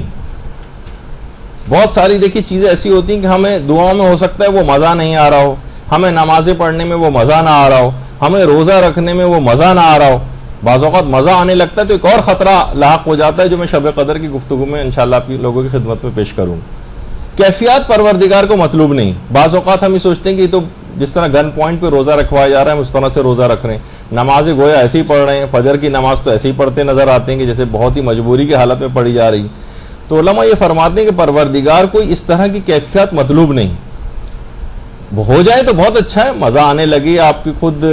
دل چاہنے لگے آپ کا، وہ تو ایک الگ ایک عرفانی وہ ہے، لیکن بہرحال اس سے آپ کی قبولیت روزہ پر یا قبولیت دیگر عبادات کے اوپر کوئی فرق نہیں پڑتا ہے، کیونکہ آپ دیکھتے ہیں کہ شیطان آپ کے مزاحم ہوتا ہے، آپ کو روکتا ہے کہ آپ روزہ نہ رکھیں، آپ نماز نہ پڑھیں، آپ کا نفس آپ کو مجبور کرتا ہے کہ آپ یہ والے کام نہ کریں، لیکن پھر بھی آپ کام کرتی چلی جا رہی ہیں، آپ کی عادت بھی نہیں ہوتی اس طرح سے بھوکے پیاسے رہنا، آپ اپنی عادت کے خلاف آپ کام کرتی ہیں، آپ کی طبیعت اس طرف مائل نہیں ہوتی لیکن اپنی طبیعت کے خلاف آپ کام کرتی ہیں، گرمیاں ہیں، گرمیوں میں انسان زیادہ پانی پیتا ہے، زیادہ اس کو پیاس لگتی ہے، لیکن آپ اس کے باوجود بھی حکم پروردگار میں اس پیاس کو بھی برداشت کر رہی ہیں، اس کے معنی اور مسلسل آپ روزے رکھ رہی ہیں، اس کے معنی یہ ہیں کہ توفیق آپ کو نصیب ہو رہی ہے اور یہ پروردگار عالم کی طرف سے ہے، اور یہ اس بات کی دلیل ہے کہ پروردگار آپ کے تمام روزوں کو قبول کر رہا ہے۔ اس میں کسی بھی طرح کے لوگ عام طور پر اس طرح سے افراط و تفرید کا بعض اوقات شکار ہو جاتے ہیں کہ کیا نماز ہے آپ کی اور کیا روزہ ہے آپ کا۔ ایک حد تک تو بات صحیح بھی ہوتی ہے کہ گناہوں کے ساتھ اگر یہ نماز روزے کیے جا رہے ہیں، لیکن اگر کوئی شخص کر بھی رہا ہے تو ایک اس طرح سے ایک بے یقینی کسی کیفیت اور بس پروردگار سے گویا ہر وقت سوء ظن رکھنا کہ ہمارے کسی عمل کو قبول ہی نہیں کرنے والا ہے، تو یہ انسان کو عبادات سے روک دینے والا عمل بن جاتا ہے۔ تو آپ کو بار بار اس بات کی توفیق اگر مل رہی ہے تو اس کی بات کی دلیل ہے کہ روزہ آپ کا مقبول ہو رہا ہے، نماز کی آپ کو توفیق مل رہی ہے، آپ چاہے دل چاہے نہ چاہے ہر صورت میں الارم لگا کے اٹھ رہی ہیں، نیند کے غلبے میں آپ اٹھ رہی ہیں، پھر بھی آپ نماز پڑھ رہی ہیں، اس کے معنی ہے کہ آپ کو توفیق مل رہی۔ دیکھیے کوئی شخص اگر بار بار آپ کے گھر آئے تو 2 3 4 دفعہ تو آپ شرما حضوری میں برداشت کر لیں گی، لیکن اگر آپ کو اس کا آنا پسند نہیں ہوگا تو 5ویں دفعہ آپ اس کو ضرور منع کر دیں گی کہ نہیں بھائی آپ ہمارے گھر نہ آیا کریں۔ تو پروردگار کی بارگاہ میں بار بار حاضر ہونا یہ توفیق ملنا اس بات کی دلیل ہے کہ اس کو آپ کی اپنی بارگاہ میں آمد قبول ہے اور مقبول ہے، اس وجہ سے آپ کو اس چیز کی طرف خود بخود آپ کا دل ہو رہا ہے اور آپ چاہتی ہیں کہ وہ عمل آپ انجام دے دیں۔ اسی طریقے سے علم دین کے لیے بھی آنا، یہاں پر بار بار آنا، یہ بھی دلیل ہے اس بات کی کہ علم کی ایک تڑپ اور ایک فکر جو ہے وہ آپ لوگوں کے اندر پائی جاتی۔ تو بہرحال یہ بڑی قابل ستائش بات ہے۔ کتنی خواتین آپ دیکھتی ہیں معاشرے کے اندر جو اس وقت گھروں میں پڑے ہوئے سو رہے ہیں افراد، میں ویسے سونے کے لحاظ سے مذمت نہیں کر رہا، سونا بھی رمضان میں عبادت ہے، لیکن ایک لاپرواہی والی زندگی جو ہوتی ہے، ایک مسئولیت ہوتی ہے، معاشرے کے اندر کوئی کام کرنا ہے، علم حاصل کرنا ہے، اپنے اخلاق و کردار کو سنوارنا ہے، گھر والوں کو سنوارنا ہے، ان کے اخلاق و کردار کو اس لحاظ سے آنا ہے، خود بہت بڑا ایک فائدہ، ثواب اور ایک عظمت جو ہے وہ آپ کو دلواتا ہے۔ اچھا، اب ایک مسئلہ یہ بھی تھا، یہ پچھلی دفعہ بیان ہو گیا تھا ویسے، کہ اگر کسی شخص پر رمضان کا کوئی قضا روزہ ہو تو کیا وہ مستحبی روزہ رکھ سکتا ہے؟ تو جواب ہے، وہ آپ سن چکی ہیں اس سے پہلے کہ وہ مستحبی روزہ نہیں رکھ سکتا، تفصیل تو پچھلی دفعہ آ گئی تھی۔ اس کے بعد ایک اور مسئلہ پیش آتا ہے کہ اگر کوئی اور واجب روزہ واجب الادا ہو، مثلا یعنی رمضان کا کوئی قضا تو آپ پر نہ ہو لیکن کوئی اور سا روزہ آپ پر واجب ہو، مثلا آپ نے کوئی نظر کی تھی میرا فلاں کام ہو گیا تو میں روزہ رکھوں گی، یا آپ نے قسم کھائی تھی، یا کوئی کفاروں کے روزے آپ کے اوپر موجود ہیں، قضا تو آپ نے اپنی اتار دی لیکن وہ ابھی آپ آگے چل کر تفصیل سنیں گی کہ کفارہ عمدی جو عمدن جو روزہ افطار کرنا جو عام طور پر لوگ روزے چھوڑتے ہیں، ان کا جو کفارہ ایک روزے کے بدلے 60 روزے رکھنا پڑتے ہیں، تو وہ کفارے کے روزے آپ پر موجود ہیں۔ تو کیا جن پر کوئی اور قضا روزہ ہو، مثلا نظر کا روزہ ہو، قسم کا روزہ ہو یا کفارے کا کوئی روزہ ہو، کیا وہ مستحبی روزہ رکھ سکتا ہے؟ تو آغا سیستانی فرماتے ہیں کہ جی ہاں، اگر رمضان کا کوئی قضا روزہ نہیں تو وہ کوئی اور واجب روزہ ہے، نظر کا ہے، قسم کا ہے، کفارے کا ہے، تو وہ مستحبی روزہ رکھ سکتا ہے۔ البتہ امام خمینی کے فتوے میں اور آیت اللہ خامنہئی کے فتوے میں وہ یہ مستحب روزہ یہ شخص بھی نہیں رکھ سکتا جس پر رمضان کے علاوہ بھی کوئی واجب اس کی گردن پر۔ تو یہ یہاں پر فقہا میں ذرا ایک اختلاف بھی تھا فتاوی میں، تو وہ آپ کی خدمت میں پیش، لیکن آغا سیستانی اس کی اجازت دیتے ہیں۔ لیکن رہبر معظم اور امام خمینی فرماتے تھے کوئی اور واجب الادا اس کے اوپر روزہ اگر موجود ہو جو کہ واجب ہو اس کے اوپر، جیسے نظر، قسم، یہ کفاروں وغیرہ کے، تو وہ بھی مستحب روزہ نہیں رکھ سکتا۔ اچھا، پھر اس کے بعد ایک مسئلہ یہ ہوتا ہے کہ اگر کوئی قضا روزہ ہو، ادا روزے کی بات نہیں ہو رہی، قضا روزہ، ظہر سے پہلے کہ ہم قضا روزے کو جان بوجھ کر توڑ سکتے ہیں؟ تو اس کا جواب ہے کہ جی ہاں، اگر آپ نے کوئی قضا روزہ رکھا ہوا ہے اور ظہر سے پہلے آپ کا ارادہ تبدیل ہو جائے کہ بھائی میں جو ہوں اب دل نہیں چاہ رہا میرا، گرمی بہت زیادہ ہو رہی ہے، فلاں جگہ جانا پڑ رہا ہے، تو چلو میں روزہ توڑ دوں۔ قضا روزے کو ظہر سے پہلے جان بوجھ کر بھی توڑا جا سکتا ہے، ظہر سے پہلے، اور اس کا نہ کوئی کفارہ ہے، البتہ بس آپ کو وہ جو آپ نے توڑا ہے روزہ، جو قضا ابھی بھی آپ کی گردن پر ہے، اس کو کسی اور دن آپ کو رکھنا پڑے گا۔ تو قضا روزے کو ظہر سے پہلے جان بوجھ کر توڑا جا سکتا ہے، لیکن اگر آپ نے قضا روزے کو ظہر کے بعد جان بوجھ کر توڑا کہ تو کیا اجازت ہے اس کی؟ سب سے پہلے تو یہ ہوگا کہ اس کی اجازت بھی آپ کو ہے یا نہیں؟ تو جواب ہے اس کی اجازت نہیں ہے۔ قضا روزے کو ظہر کے وقت کے بعد جان بوجھ کر توڑنے کی اجازت نہیں، اور اگر آپ نے توڑ دیا تو قضا تو آپ کو انجام دینا ہی ہے، وہ تو ظاہر ہے کیونکہ آپ نے روزہ نہیں رکھا ہے، اس کی قضا تو انجام دینا ہی ہے۔ اس کے علاوہ 10 مسکینوں کو کھانا بھی کھلانا پڑے گا، 10 مسکینوں کو، اور اگر کھانا نہ کھلا سکیں، اتنی حیثیت نہیں ہو مثلا کسی کی، تو آقا خوئی اور آقا سیستانی فرماتے ہیں پھر اس پر کچھ بھی نہیں ہے، بس وہ ایک قضا ہی بعد میں جو ہے انجام دے لے، کیونکہ وہ کھانا کھلانے کی اس میں طاقت نہیں ہے، مالی حیثیت اتنی نہیں ہے۔ تو آقا خوئی اور آقا سیستانی کے فتوے میں تو کچھ بھی نہیں ہے پھر اس کے اوپر، بس یہ کہ وہ اس قضا روزے کو انجام دے لے جو اس نے ظہر کے بعد توڑا۔ لیکن امام خمینی فرماتے تھے کہ اگر وہ 10 مسکینوں کو کھانا نہیں کھلا سکتا تو وہ پھر 3 روزے پے در پے رکھے گا اس ظہر کے بعد جان بوجھ کر توڑنے کے سلسلے میں، 3 روزوں کو یکے بعد دیگرے، اس میں کوئی گیپ نہیں ہونا چاہیے، پے در پے رکھنا۔ اچھا، ایک تو یہ ہوا کہ یہ تو قضا روزوں کے حوالے سے بات ہوئی۔ بعض اوقات یہ ہوتا ہے کہ کوئی اور معین روزہ اس نے توڑ دیا ہو، جیسے نظر کا روزہ، اس نے کسی معین دن میں کہ میں فلاں دن مثلا جمعے کے دن میرا فلاں کام ہو گیا تو میں جمعے کے دن روزہ رکھوں گی، اور اس نے نظر شرعی صیغہ اس کا باقاعدہ پڑھا تھا اور اپنے اوپر واجب اس طرح سے کیا تھا، وہ اگر اس نے توڑ دیا معین روزہ، تو امام خمینی فرماتے ہیں کہ اس کا تو وہی کفارہ ہے کہ جو کہ رمضان کے روزے کو عمدن چھوڑنے کا کفارہ، یعنی ایک روزے کے بدلے 60 روزے اگر اس نے کوئی معین واجب روزہ اس طرح سے توڑا۔ لیکن آقا سیستانی یا مثلا مرحوم آیت اللہ خوئی جو فرماتے تھے، وہ کہتے تھے یا تو غلام آزاد کرو، جو کہ ظاہر اس وقت اس زمانے میں پاسبل نہیں ہے، یا پھر 10 مسکینوں کو کھانا کھلاؤ، یا اگر 10 مسکینوں کو کھانا نہیں دے سکتے تو یا یہ کہ نہیں دینا چاہتے یا اویلیبل نہیں ہے تو 10 مسکینوں کو کپڑے پہناؤ، یا تو 10 مسکینوں کو کھانا یا 10 مسکینوں کو کپڑے، اور یہ بھی نہ کر سکو تو 3 روزے آقا سیستانی فرماتے ہیں مسلسل رکھنا پڑیں گے، اور آقا خوئی فرماتے تھے کہ روزے مسلسل رکھنے کی ضرورت نہیں ہے، گیپ دے کے بھی رکھے جا سکتے ہیں۔ بعض اوقات دیکھیے مسائل فقہ کے اندر یہی ہوتا ہے کہ بڑے اس میں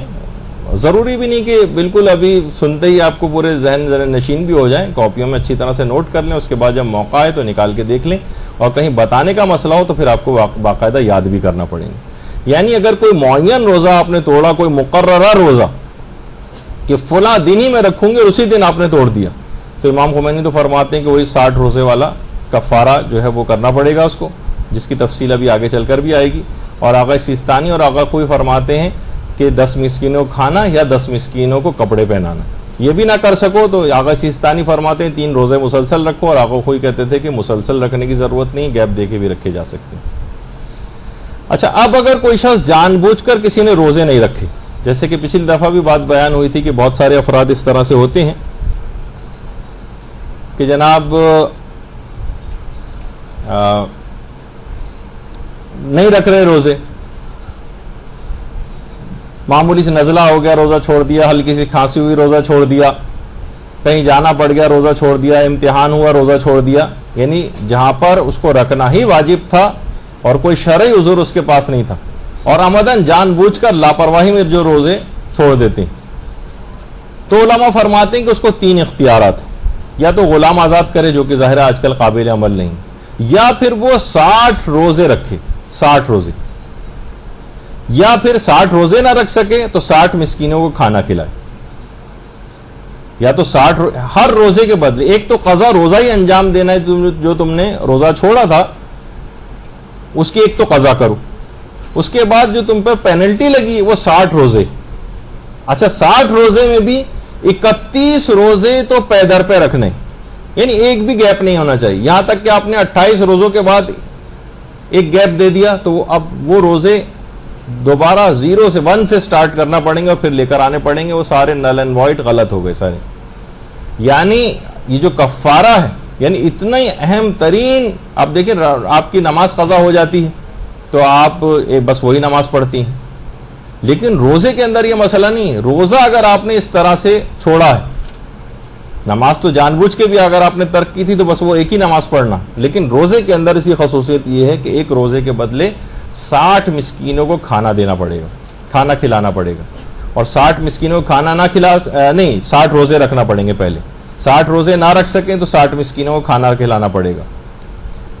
اور وہ جو 60 روزے رکھنے اس میں 31 پے در پہ رکھنے, اور اس کے بعد پھر 31 کے بعد البتہ ہم گیپس دے دے کے بھی 60 کا عدد پورا کر سکتے ہیں. اچھا کوئی شخص یہ بھی نہ کر سکے, آج کل زیادہ تر لوگ یہی کہتے ہیں کہ بھئی 60 روزے تو ہمارے لیے رکھنا, ایک روزے کے بدلے 60 روزے, اور ساری زندگی کے لگائے جائیں تو عمر نوح چاہیے ان کفاروں کو اتارنے کے لیے مثلا, اور 60 مسکینوں کو کھلانے کی بھی ہماری حیثیت نہیں, بہت زیادہ خرچہ یہ بن جاتا ہے. تو پھر ہم کیا کریں؟ تو پھر علماء یہ فرماتے ہیں کہ پھر آپ سچے دل سے استغفار کریں, توبہ, اور اپنی حیثیت کے مطابق کچھ صدقہ دے دیں, اپنی حیثیت کے مطابق کچھ صدقہ دے دیں. لیکن بعد میں کبھی آئندہ آنے والی زندگی میں اگر کبھی آپ میں جسمانی استطاعت پیدا ہو گئی, آپ کہیں گے ہاں بھائی اب تو میں بالکل اپنے آپ کو کافی چاق و چوبند اور صحت مند محسوس کر رہی ہوں اور میں روزے رکھ سکتی ہوں کفارے کے, تو اب آپ کو وہ روزے دوبارہ کفارے کے رکھنے واجب ہو جائیں گے. یا کبھی مالی استطاعت آپ کے اندر آ گئی تو 60 مسکینوں کو کھانا کھلانا یہ آپ کے لیے واجب ہو جائے گا. یہ اس وقت کا مسئلہ ہے استغفار کا, اور اپنی حیثیت کے مطابق صدقہ دینے کا. یہ بھی واجب نہیں ہے, اپنی حیثیت کے مطابق صدقہ دینا ایک مستحب ایک حکم ہے اکثر علماء کے نزدیک, کچھ نے البتہ واجب بھی کہا ہے, لیکن بہرحال چلیں حیثیت کے مطابق صدقہ دینا کوئی اتنا بڑا مسئلہ نہیں ہے. تو بہرحال اگر کوئی شخص ایسا کر لے تو اس کا فی الحال گناہ معاف ہو جائے گا, اگر یہ مر گیا تو اس پہ کے ذمے پھر کوئی مسئلہ نہیں ہوگا. لیکن یہ کہ اگر بعد میں کبھی زندہ رہا اور جسمانی اس میں اتنی سکت آ گئی کہ روزے رکھے تو اس کو روزے رکھنا پڑیں گے دوبارہ, یا مالی استطاعت پیدا ہو گئی تو اس کو مسکینوں کو کھانا کھلانا پڑے گا. تو یہ ایک مسئلہ ہوا. اچھا, اب ایک مسئلہ یہ بھی آتا ہے کہ بعض اوقات کہ مثلا ہم صبح دیر سے اٹھے, ظہر کے قریب اٹھے, اور ہمارا ارادہ تھا کہ ہم جو ہے اپنے قضا روزے کو رکھیں گے, تو ہماری آنکھ ہی اس وقت کھلی ہے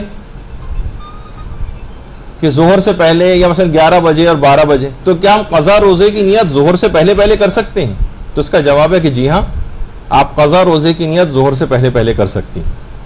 چاہے آپ نے صبح کے وقت نیت نہیں کی, لیکن آپ نے کوئی منافی روزہ کام بھی انجام نہیں دیا تھا, نہ کوئی کھایا تھا, نہ پیا تھا, نہ کوئی ناشتہ کیا تھا, تو قضا روزے کی نیت کو ظہر سے پہلے کیا جا سکتا ہے, اور آپ کا وہ روزہ قضا روزہ شمار ہو جائے گا اس دن, بشرطے کہ کوئی منافی روزہ آپ نے کوئی کام نہ کیا ہو. اچھا, اب ایک مسئلہ ہوتا ہے کہ بہت سارے روزے خواتین کے چھوٹ جاتے ہیں اپنی ماہانہ عادت کی وجہ سے، تو کیا قضا روزوں کو اگلے رمضان سے پہلے پہلے ادا کرنا ضروری ہے؟ جیسے کوئی بیمار بھی ہوا، اب اس کو اگلے رمضان سے پہلے پہلے ان روزوں کی قضا کر لینا چاہیے۔ خواتین کو اپنے ان چھوٹے گئے روزوں کی قضا اگلے رمضان سے پہلے پہلے کر لینی چاہیے۔ اچھا، لیکن اگر آپ نے اگلے رمضان سے پہلے ادا نہ کیے، مثلا بہت سارے روزے ہو گئے تھے، قضا تو انجام آپ نے دینا ہے، الگ سے ہے مسئلہ، یعنی قضا تو انجام دینی تھی آپ نے، لیکن اگلے رمضان سے پہلے آپ انجام نہ دے سکیں، تو اب کیا ہوگا؟ پھر اب آپ کو کفارہ تاخیر ادا کرنا پڑے گا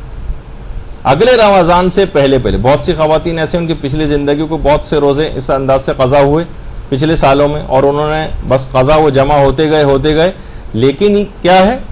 کہ وہ ان کو اگلا رمضان شروع ہونے سے پہلے جو روزے رکھ لینے چاہیے تھے انہوں نے پھر بھی نہیں رکھے۔ اس کی ایک پینلٹی دینا پڑتی، وہ ہے کہ 1 مد یعنی 3 پاؤ کے قریب آٹا کسی غریب کو فی روزہ پہنچانا پڑے گا، ایک روزے کے بدلے 3 پاؤ آٹا، اور یہ اگلے رمضان تک اگر ادا نہیں کیا آپ نے تو ہر روزے کا ایک لحاظ سے کفارہ تاخیر اس کو کہا جاتا ہے، یہ دینا پڑے گا۔ آپ نے تاخیر اتنی کیوں کر دی کہ اگلا رمضان شروع ہو گیا اور آپ نے وہ روزے نہیں رکھے؟ تو سب سے پہلے تو وہی ضروری ہے کہ اگلے رمضان سے پہلے پہلے رکھ لیں، لیکن بالفرض کسی وجہ سے آپ اگلے رمضان تک لاپرواہی چاہے ہو گئی، اس میں توجہ نہیں رہی، ٹائم نکل گیا، کوئی اور وجہ ہو گئی، اگلے رمضان سے پہلے آپ ادا نہیں کر سکی، تو آپ کو کفارہ تاخیر جو ہے وہ دینا ہوگا۔ آقا خود البتہ فرماتے تھے کہ فوراً یہ ضروری نہیں ہے، البتہ 1 سال سے زیادہ تاخیر نہیں ہونی چاہیے، لیکن اگر سب کا بھی مسئلہ ملا لیا جائے تو بہرحال یہ کہ اگر ایک روزے کے بدلے 1 مد یعنی 3 پاؤ آٹا فی روزہ وہ آپ کو دینا پڑے گا۔ اچھا، اب اگر یہی کفارے کئی سال تک ہم نے ادا نہیں کیے، مثلا 10 سال پہلے آپ کے اس طرح سے کچھ روزے چھوٹے تھے اور وہ ہم نے نہیں رکھے، اور ہر سال پہ سال گزرتے چلے گئے، تو کیا یہ کفارہ تاخیر کے اندر بھی یہ ہر سال ڈبل ہوتے چلے جائیں گے، یا وہی ایک مسئلہ رہے گا، وہی 3 پاؤ آٹا بس فی روزے کے بدلے؟ تو یہاں پر بہرحال ایک ریلیکسیشن ہے شریعت اسلام میں کہ کفارہ تاخیر کو اگر کئی سال تک ادا نہ کیا جائے تو اس کے سالوں کے گزرنے سے اس کفارہ تاخیر میں کوئی اضافہ نہیں ہوتا، یہ وہی رہتا ہے، البتہ فی روزے کے بدلے، یعنی وہ قضا روزہ تو اپنی جگہ رکھنا ہی رکھنا ہے، یہ کفارہ تاخیر الگ سے، کفارہ تاخیر یہ الگ سے۔ اور یہ مسئلہ بھی شاید آگے چل کر بھی آئے گا کہ اچھا اس میں یہ نہیں ہے کہ پہلے کفارہ تاخیر ادا کریں اس کے بعد پھر قضا روزے رکھیں، یا قضا روزے پہلے رکھنے پھر کفارہ تاخیر دینا، اس میں کوئی تقدم اور تاخر نہیں،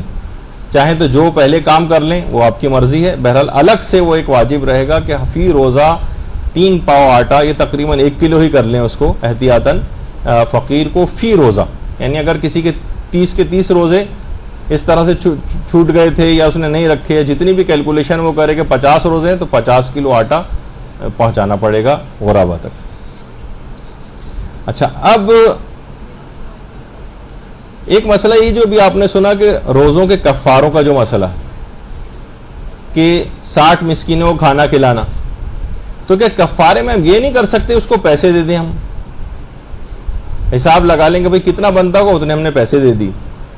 تو اس میں یہ بات یاد رکھ لیجئے کہ کفاروں میں پیسہ دینے سے کام نہیں چلے گا، آپ کو جنس ہی دینا پڑے گی، یعنی وہ جو چیز ہے، آٹا ہے، چاول ہے، یا اس طرح کی جو چیزیں ہیں وہ ہی دینا پڑیں گی، دالیں ہیں مثلا اگر آپ دینا چاہیں وہ بھی دے سکتے ہیں، لیکن یہ کہ آٹا کیونکہ نسبتاً ذرا سستا پڑ جاتا ہے لوگوں کو اور کفارے بہت واجب ہو جاتے ہیں، تو کفاروں میں پیسے نہیں دے سکتے، یا ایکویویلنٹ پیسے جو ہیں آپ نے کہا کہ اس کے مساوی ہم پیسے دے دیتے ہیں، یہ نہیں چلے گا۔ ہاں ایک صورت میں ہو سکتا ہے کہ جب آپ کو یقین ہو کہ جس کو ہم یہ کفارے کے پیسے دے رہے ہیں 100% یقین ہو کہ اس سے یہ آٹا ہی خریدے گا یا مثلا اناج ہی خریدے گا، اگر ایسا آپ کو یقین اور اطمینان ہے بالکل 100% آپ کہہ سکتی ہیں کہ ہاں یہ جا کے یا آپ کی اس سے انڈرسٹینڈنگ ہو گئی تو پھر پیسے بھی دے سکتے ہیں، لیکن بہرحال یہ کہ اس میں احتیاط کا تقاضا یہی ہے کہ زیادہ تر لوگ اب پیسے ویسے دے کے اپنی جان چھڑاتے ہیں کہ آٹا واٹا خرید کے کون پہنچانے جائے گا۔ جب بھی ہمارے استاد محترم مولانا صادق حسن صاحب قبلہ جو مختلف مجالس سے خطاب بھی کیا. انہوں نے کہا کہ باقاعدہ دیکھیں اسلام کا یہ جو حکم ہے کہ نہیں پیسے نہیں دو بلکہ اس کو یہ چیزیں ہی دو, یہ اب ہمیں سمجھ آنے لگا ہے آخری زمانے میں کہ جب واقعی فصلیں نہیں اگیں گی اور آخری زمانے میں قحط سالی ہوگی تو لوگ پیسے بھی ہاتھ میں لے کر پھریں گے. کچھ ہی عرصے پہلے جو آپ نے دیکھا تھا کہ آٹے کی کیسی قلت ہو گئی تھی, پانی کی بہت سی علاقوں کے اندر کیسی قلت ہو گئی تھی, لوگوں کے پاس پیسے تھے لیکن یہ چیزیں نہیں تھیں. اس موقع کے اور اس زمانے کا خیال بھی اسلام نے اتنا پہلے سے کیا. کبھی ایسا کوئی موقع پیش آ جائے تو انسان اناج خرید کے اپنے پاس ذخیرہ نہیں کر سکتا کہ ٹھیک ہے اس نے روزوں کے کفارے غریب کو پیسے دے دی, لیکن غریب اس پیسے کو کرے گا کیا جب وہ چیز ہی نہیں مل رہی ہے تو. اور وہ امیر حضرات اپنے پاس ذخیرہ کیے بیٹھے ہیں ان تمام غذائیتوں کو. تو اسلام نے کہا کہ نہیں تم کو جنس ہی دینا پڑے گی, یعنی اس سے وہی چیزیں دینا پڑیں گی تاکہ ان لوگوں کے بھی پیٹ بھرتے رہیں, اور بہت آگے تک کی بات اسلام نے جو ہے وہ سوچی. تو پیسے نہیں دیے جا سکتے, چیز ہی پہنچانا پڑے گی. اچھا پھر ایک مسئلہ کفاروں میں یہ بھی آتا ہے کہ کیا کفاروں میں یہ جو 60 کا عدد پورا کرنا ضروری ہے, یا مثلا ہم نے 5 مسکین پکڑ لیے غریب اور ان کو 12 دفعہ ہم نے کھانا کھلا دیا, تو 12 کو ہم نے 5 سے ملٹیپلائی کیا 60 ہو گئے, تو کیا یہ بھی کر سکتے ہیں کہ 5 افراد پکڑ کے 12 دفعہ کھانا کھلا دیں, 12 افراد پکڑ کے 5 دفعہ کھانا کھلا دیں, یعنی 60 کا عدد پورا کرنا ضروری؟ جواب ہے کہ جی ہاں 60 کا عدد پورا کرنا ضروری. 60 کھوپڑیاں آپ کو گننی پڑیں گی 1 2 3 کر کے, ٹھیک ہے, جو پر ہیڈ کہا جاتا ہے نا اس کو, یعنی 60 افراد ہونے چاہیے. ٹھیک ہے, تو یہ نہیں کر سکتے کہ ہم کم مستحقین کو لیں اور ان میں جو ہے وہ ان کو زیادہ دفعہ کھانا کھلا دیں. تو یہاں پر 60 ایسے افراد. ہاں یہ ضرور ہو جاتا ہے کہ مثلا آپ نے ایک روزے کا کفارہ تھا 60 مسکینوں کو کھانا کھلانا,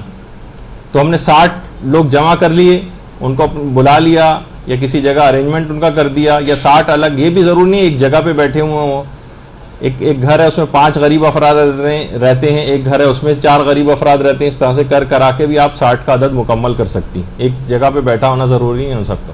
لیکن بالفرض 60 کا عدد اس انداز سے جو ہے آپ کو بہرحال پورا کرنا جو ہے وہ ضروری. اچھا یہاں ذرا پھر بھی نسبتاً مشکل ہو جاتی ہے چیز, لوگ ذرا مشکل میں پڑ جاتے ہیں کہ ہم کہاں سے 60 کا عدد کہاں سے لے کر آئیں. تو بہرحال ایران میں مجتہدین کے خاص طور پر آغا سیستانی کا پورا ایک ادارہ ہے جو کفارات اور اس طرح کی چیزوں کو جو ڈیل کرتا ہے. اگر یہاں پر آپ نہیں کر پا رہی ہیں اس مسئلے کو اپنے طور پر صحیح طور پر ڈسٹریبیوٹ نہیں کر پا رہی ہیں, تو آپ ایران سے معلوم کروا لیں کسی بھی عالم کے تھرو, یا کوئی طالب علم جو وہاں پر پڑھتے ہوں تو وہ آپ کو بتا دیں گے کہ فی روزہ وہاں پر کتنا جو ہے آپ کو پاکستانی روپوں کے اندر پڑے گا, اور وہاں پر بھی اگر آپ نے بھجوا دیا تو آپ کا ذمہ ادا ہو جائے گا. لیکن یہاں پر آپ کو خود سے یقین اور اطمینان کرنا ضروری ہے کہ آپ صحیح جگہ پر صحیح مستحقین تک چیز پہنچا رہے ہیں. بعض اوقات یہ ہوتا ہے کہ اپنی بلا کسی اور کے ذمہ ڈال لینا, کسی بھی دوست سے, کسی بھی بھائی سے, اور اس کے کسی بھی لاپرواہ دوست سے مثلا کہہ دیا کہ جائیے دے دیجیے, وہ کہاں دے کے آیا ہمیں اس سے کوئی غرض نہیں. آپ کو یقین اور اطمینان ہونا چاہیے کہ یہ صحیح جگہوں پر 60 کا عدد پورا ہوا اور غریب لوگوں تک یہ چیز پہنچ گئی. صرف پیسے دینے سے کام نہیں چلے گا کہ چلیں, ہاں کوئی بالکل قابل اطمینان ہے, مسائل شریعت سے واقف ہے اور اس پہ عمل بھی کرتا ہے کوئی شخص, تو پھر ٹھیک ہے, قابل اعتبار شخص کو تو اس طرح سے پیسے دیے جا سکتے ہیں. لیکن یہ کہ زیادہ اطمینان کرنا ہے تو آغا سیستانی کے ادارے تک بھی پہنچایا جا سکتا ہے, یا دیگر مجتہدین کے بھی اور وہاں پر ادارے ہوں گے. اچھا اب جسے کفارہ دیا جا رہا ہو کیا اسے بتانا ضروری ہے کہ یہ کفارہ ہے؟ تو اس کا جواب ہے کہ جی نہیں, اس کو یہ بتانا ضروری نہیں. اس کو یہ بتانا بالکل بھی ضروری نہیں کہ یہ آپ کفارہ اس کو دے رہے ہیں. بتا دیں تو بھی کوئی حرج نہیں, لیکن بہرحال بتانا ضروری نہیں. کفارے کسے دیے جائیں تو یہ بات یاد رکھ لیجئے کہ کفارے جو ہے وہ شیعہ اثنا عشری کو دیے جائیں گے اور غریب شخص کو دیے جائیں گے جسے فقیر شرعی کہا جاتا ہے, جو کہ کھلم کھلا کوشش یہ کریں کھلم کھلا گناہ کرنے والا بھی نہ ہو اور بے نمازی بھی نہ ہو. یہ خاص طور پر چیزوں کا دماغ میں خیال رکھنا چاہیے. اچھا وہ جو مسکین یا فقیر ہے کیا اس کا شیعہ اثنا عشری ہونا ہی ضروری ہے؟ یا مثلا بہت سارے افراد ہیں کہ گھروں میں ماسیاں کام کرتی ہیں, ملازم کام کرتے ہیں, ڈرائیور حضرات کام کرتے ہیں, انہوں نے کہا یہ بھی غریب آدمی اس کو دے دو, نہیں یہ نہیں چلے گا. غیر شیعہ افراد کو شیعہ اثنا عشری کے طور پر جو ہے وہ دینا ضروری ہے. اچھا اب جسے کفارہ دیا جا رہا ہو کیا اسے بتانا ضروری ہے؟ تو یہ بات یاد رکھ لیجئے کہ کفارے جو ہے وہ شیعہ اثنا عشری کو دیے جائیں گے اور غریب شخص کو دیے جائیں گے جسے فقیر شرعی کہا جاتا ہے, جو کہ کھلم کھلا گناہ کرنے والا بھی نہ ہو اور بے نمازی بھی نہ ہو. یہ خاص طور پر چیزوں کا دماغ میں خیال رکھنا چاہیے. اچھا وہ جو مسکین یا فقیر ہے کیا اس کا شیعہ اثنا عشری ہونا ہی ضروری ہے؟ یا مثلا بہت سارے افراد ہیں کہ گھروں میں ماسیاں کام کرتی ہیں, ملازم کام کرتے ہیں, ڈرائیور حضرات کام کرتے ہیں, انہوں نے کہا یہ بھی غریب آدمی اس کو دے دو, نہیں یہ نہیں چلے گا. کفارے نہیں دیے جا سکتے. اس مسکین یا فقیر کا شیعہ اثنا عشری ہونا یہ لازمی. بہت سارے لوگ اس طرح سے اپنے چیزوں کو نکالتے ہیں. اگر انہوں نے ایسے ہی یہ تمام چیزیں جیسے فدیے کے متعلق بھی یہی بات آگے چل کر آئے گی جب میں فدیے کے مسئلے بیان کروں گا کہ اس میں بھی مستحق کو شیعہ اثنا عشری ہونا ہی لازمی. لیکن اگر کوئی شخص ایسا نہیں کر رہا ہے اور اس نے پچھلی غلطیاں ایسی کر دی ہیں تو یہ نہیں کہ جو ہو گیا سو ہو گیا آئندہ خیال رکھے. نہیں، ایسا نہیں. وہ ابھی تک مقروض رہے گا ان شیعہ مستحقین افراد کا، اور وہ جو غلطی کر دی ٹھیک ہے وہ صدقہ ہو گیا، چیریٹی ہو گئی، لیکن اسے کفارے ابھی بھی نہیں اترے. اس کو چاہیے کہ ان تمام کفاروں کو دوبارہ نکالے. تو مسکین یا فقیر شرعی کا شیعہ اثنا عشری ہونا یہ ضروری. اچھا، کیا فقیر شرعی کا عادل ہونا بھی ضروری؟ جیسے کہ ابھی بس بے نمازی نہیں ہونا چاہیے اس کو، اور کھلم کھلا گناہ کرنے والا نہیں ہونا چاہیے، لیکن آپ کو اس کے بہت سارے گناہ پتہ ہے مثلا اور بھی جس سے عدالت سے خارج ہو جاتا ہے وہ، تو بہرحال اس کا عادل ہونا لازمی نہیں. بس کھلم کھلا گناہ نہ کرتا ہو. اگر کوئی گناہ کیے بھی ہیں اس نے چھپ کر کے، لیکن آپ کو پتہ ہے مثلا آپ کی قریبی سہیلی ہے، بہن ہے، یا کوئی اور ہے، رشتہ دار ہے اس طرح سے، تو اس کا عادل ہونا ضروری نہیں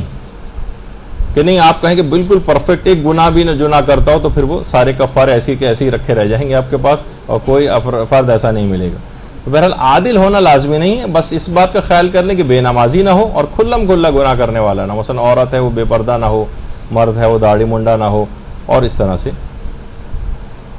اچھا، اب یہ بار بار یہ بات آئی کہ فقیر شرعی اور مسکین، اس میں کیا فرق ہے؟ دیکھیے، مسکین وہ ہوتا ہے جس کے پاس کچھ بھی نہیں ہوتا.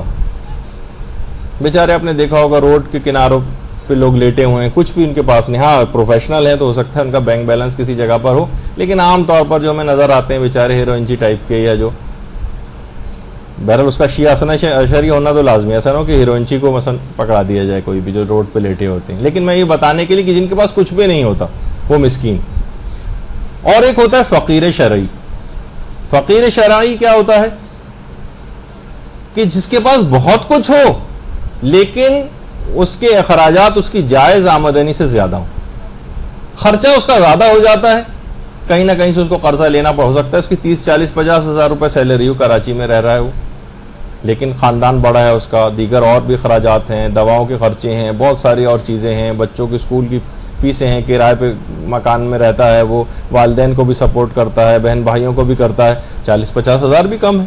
اب اس کو کہا جائے گا فقیر شرعی، چاہے یہ وائٹ کالر ٹائپ کا آپ کو آدمی نظر آ رہا ہو. جب بھی اس کو عام فقیر نہیں ہے، فقیر شرعی، چاہے یہ زیادہ کماتا ہے لیکن اس کے اخراجات اس کی کمائی سے بھی زیادہ ہیں، اس کو بھی بہت ساری چیزیں دی جا سکتی ہیں اور یہ مستحق ہو جاتا ہے. لیکن ظاہر ہے کہ جو ذرا وائٹ کالر حضرات ہوتے ہیں اس طرح سے مانگتے بھی نہیں ہیں وہ. جب بھی یہ کہ ان کو بتانا بھی ضروری نہیں، کسی نہ کسی بہانے سے بھی ان تک یہ چیزیں پہنچائی جا سکتی ہیں. البتہ آٹا واٹا لینے میں ہو سکتا ہے ان کو کوئی پریشانی ہو، یا ظاہر ہے کہ ایک عزت نفس وغیرہ کوئی مجروح ان تمام چیزوں میں نہیں ہونی چاہیے کسی بھی شخص کی. اچھا، اب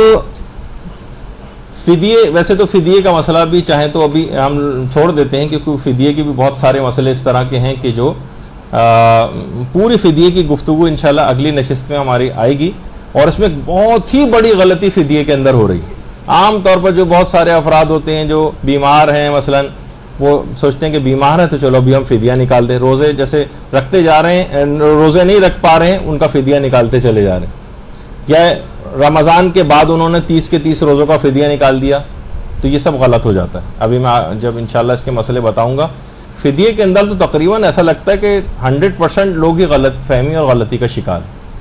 سوائے اس کے کہ جن کو صحیح طریقے سے یہ والے فدیے کے مسئلے پتہ ہوں. تو وہ ہم انشاءاللہ اگلی نشست میں ڈسکس کریں گے.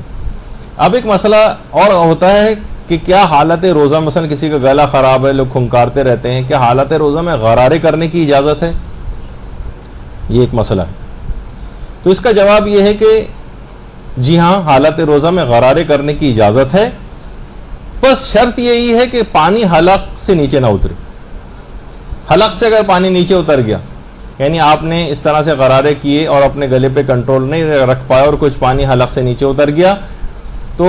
اس روزے کو بھی آپ کو مکمل کرنا ہے. سارے دن حالت روزہ ہی میں اپنے آپ کو سمجھنا ہے اور اس روزے کی قضا بھی کرنا پڑے گی. اجازت تو ہے لیکن آپ کو اتنا کنٹرول ہونا چاہیے. لیکن اگر بے اختیار پانی غرارے میں حلق سے نیچے اتر گیا تو بس یہ گناہ اس کے اندر کوئی نہیں ہوگا، کیونکہ ظاہر ہے آپ کسی ضرورت کے تحت ہی غرارے کر رہی تھیں، گلا وغیرہ خراب تھا، لیکن بے اختیار پانی حلق سے نیچے اتر گیا تو اس روزے کی قضا کرنی ہے. اس دن پورے دن امساک کرنا ہے، تمام روزہ توڑنے والی چیزوں سے بھی اپنے آپ کو بچانا ہے، اس روزے کو مکمل کرنا ہے، اور بعد رمضان اس روزے کی قضا بھی کرنا پڑے گی اگر پانی غلطی سے حلق سے نیچے اتر گیا. نہیں اگر اترا اور آپ نے بڑی پرفیکشن کے ساتھ غرارے کیے تو پھر کوئی مسئلہ نہیں ہے، بالکل جائز ہے، کوئی حرج نہیں. پچھلی دفعہ یہ بات بھی بیان ہوئی تھی کہ بہت سارے افراد جو ہیں جو سحری کر رہے ہوتے ہیں اور اذان کی آواز آنے لگی اور اس وقت تک وہ کھاتے رہے. ٹھیک ہے، اور معلوم یہ چلا کہ ہماری گھڑی مثلا پیچھے رہ گئی تھی. یہ تو باقاعدہ آقا سستانی سے استفتہ بھی کیا گیا. انہوں نے یہ جواب دیا کہ اس کو اس تمام دن اپنے آپ کو روزہ توڑنے والے تمام کاموں سے بھی بچانا ہے، اور اس کے بعد اس روزے کی قضا بھی کرنا پڑے گی. جو آپ اس طرح سے آپ نے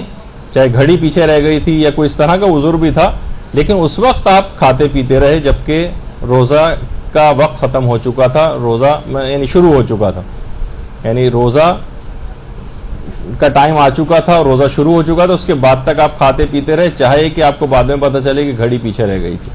یا مثلا آپ نے کسی قابل اعتبار شخص سے پوچھا کہ کیا وقت سحر ختم ہو گیا ہے؟ اس نے کہا نہیں ختم نہیں ہوا، ابھی کھا پی سکتے ہیں، اور آپ نے کھا پی لیا. بعد میں پتہ چلا کہ وقت ختم ہو چکا تھا، اس نے غلط یعنی جھوٹ نہیں بولا تھا، اس نے بھی یہی سوچا کہ شاید ابھی تک نہیں ہو، لیکن وہ آپ کے نزدیک قابل اعتبار تھا. تو اس پہ بھی علماء فرماتے ہیں کہ اس کو اس روزے کو پورے دن تک پورا بھی کرنا پڑے گا اور اس بعد رمضان اس روزے کی قضا بھی کرنا پڑے گی. البتہ کفارہ ان دونوں صورتوں میں کوئی بھی نہیں ہوگا، چاہے گھڑی پیچھے رہ جائے، چاہے کسی شخص کی گواہی کے اوپر آپ نے اس طرح سے، چاہے وہ قابل اعتبار شخص ہی کیوں نہ تھا، لیکن کیا ہے کہ اس نے کہا کہ نہیں ابھی وقت سحر ختم نہیں ہوا اور آپ کھا پی سکتی ہیں، آپ کھاتی پیتے نہیں، بعد میں پتہ چلا کہ ختم ہو گیا تھا، تو اس روزے کو بھی مکمل کرنا پڑے گا، بعد رمضان اس کی قضا بھی کرنا پڑے گی. اچھا، اب ایک مسئلہ پیش آ جاتا ہے بہت سی صورتحال میں کہ اکثر لوگ پوچھتے ہیں، جیسے پاکستان کے ماحول اور معاشرے کی بات کر رہا ہوں، ابھی بہت سارے اور جو جگہ ہیں کہ جہاں تقیہ وغیرہ کے مسئلے آ جاتے ہیں، ابھی فی الحال وہ ڈسکس نہیں کر رہے، کہ اہل سنت کے ساتھ افطار کرنا پڑ جاتا ہے یا کچھ ایسی غیر شیعہ افراد کے ساتھ افطار کرنا پڑ جاتا ہے، تو کیا کوئی حل ہے کہ ہم ان کے ساتھ افطار کر سکیں؟ تو اس کا جواب یہ ہے کہ اس کا کوئی حل نہیں، فی الحال اس کا کوئی حل نہیں. یعنی ان کے آپ کو اتنی تاخیر ہی کرنا پڑے گی، جب آپ کا وقت آ جائے گا اس کے بعد آپ افطار کریں. بہت سارے افراد جو اس طرح سے جوائنٹ فیملی سسٹمز کے اندر رہتے ہیں، ایسی جگہ پر پہنچ گئے، باس موجود ہیں وہاں پر، آفس والے موجود ہیں، اب اتنی دیر تک 10-12 منٹ تک اگر ہم انتظار کریں تو بعض اوقات عجیب سا لگ رہا ہوتا ہے، لیکن بہرحال یہ کہ آپ کو احتیاط ہی کرنا ہے. فی الحال ایسا کوئی مسئلہ ہے نہیں. اچھا، اب بہت سے افراد یہ بھی پوچھتے ہیں کہ اگر بہت اچھے کھانے وغیرہ پک رہے ہیں گھر میں اور افطار کے اندر، تو بعض اوقات منہ میں پانی بھر آتا ہے. منہ میں پانی بھرا ہے تو کیا اگر ہم اس پانی کو نگل جائیں تو اس سے روزے پر کوئی فرق پڑتا ہے؟ تو اس کا جواب ہے کہ نہیں، اس سے کوئی فرق نہیں پڑتا. تو پانی بھر آتا ہے اور وہ اس پانی کو اگر آپ نگل جائیں تو اس سے روزے پر کوئی فرق نہیں پڑتا. ایک یہ مسئلہ ہوا. اس کے بعد ایک مسئلہ اس بالغہ 9 سالہ بچی کا مسئلہ ہے جو حکم روزہ سے ناواقف تھی اور اس کے والدین نے اس کو روزے نہیں رکھوائے. اب وہ مثلا بچی بڑی ہو جائے، عام طور پر ہمارے ہیں جو بہت چھوٹی عمر کی اس طرح کی 9 سال کی جو بچیاں ہوتی ہیں، والدین ان کو پتہ بھی نہیں ہوتا، والدین نے روزے رکھوا دیے تو انہوں نے رکھ لیے، ورنہ نہیں رکھوا رہے تو ان کو کچھ پتہ ہی نہیں. ظاہر ہے کہ عمر کے اعتبار سے تو بہت سی بچوں کو پہلے سے اس طرح سے وہ بھی کرنا چاہیے. جیسے کہ تربیت اولاد کی جو کتاب جو ہے جو مدرسے کی طرف سے چھپی ہے، اس کے اندر بھی یہ چیز آئی ہے کہ بچوں کی جو شرعی برتھ ڈیز جو ہوتی ہیں، جو قمری لحاظ سے جو منانی چاہیے، اور اس میں پہلے سے کئی مہینوں پہلے سے بچے کو سائیکولوجیکلی آپ کہیں کہ اب بھائی اب اتنے دن رہ گئے، اب صرف 6 مہینے رہ گئے، اب صرف 4 مہینے رہ گئے کہ پروردگار تم پر اتنا انعام و اکرام کرے گا کہ تم پر شرعی واجبات جو ہے نافذ ہو جائیں گے، تم پر اتنی پروردگار کی نگاہ کرم ہوگی. جیسے خواتین کے لیے بھی کہا جاتا ہے نا کہ بہت سارے مرد حضرات جب اپنی برتری کا اظہار کر رہے ہوتے ہیں تو آپ علماء کہتے ہیں کہ ان خواتین کے اوپر یعنی پروردگار نے ان کو جو مکلف بنایا ہے مردوں سے کہیں پہلے. لڑکا تو 15-16 سال کی عمر تک ایسی ڈنڈے بجاتا باہر پھر رہا ہوتا ہے، اور نہ اس پہ نماز واجب ہوتی ہے نہ کچھ ہوتا ہے. مرد حضرات کے حوالے سے کہہ رہا ہوں. لیکن خواتین پہ 9 سال مکمل ہونے کے بعد 10ویں سال کے پہلے دن ہی جو ہے پروردگار ان کو مکلف کر دیتا ہے, شرعی ذمہ داری ڈال دیتا ہے, اتنا قابل اعتبار ان کو سمجھتا ہے کہ ان ذمہ داریوں کو پورا کر سکتی. تو بعض اوقات یہ کوئی اپنے آپ کو مردوں کے کہنے کی وجہ سے آپ کسی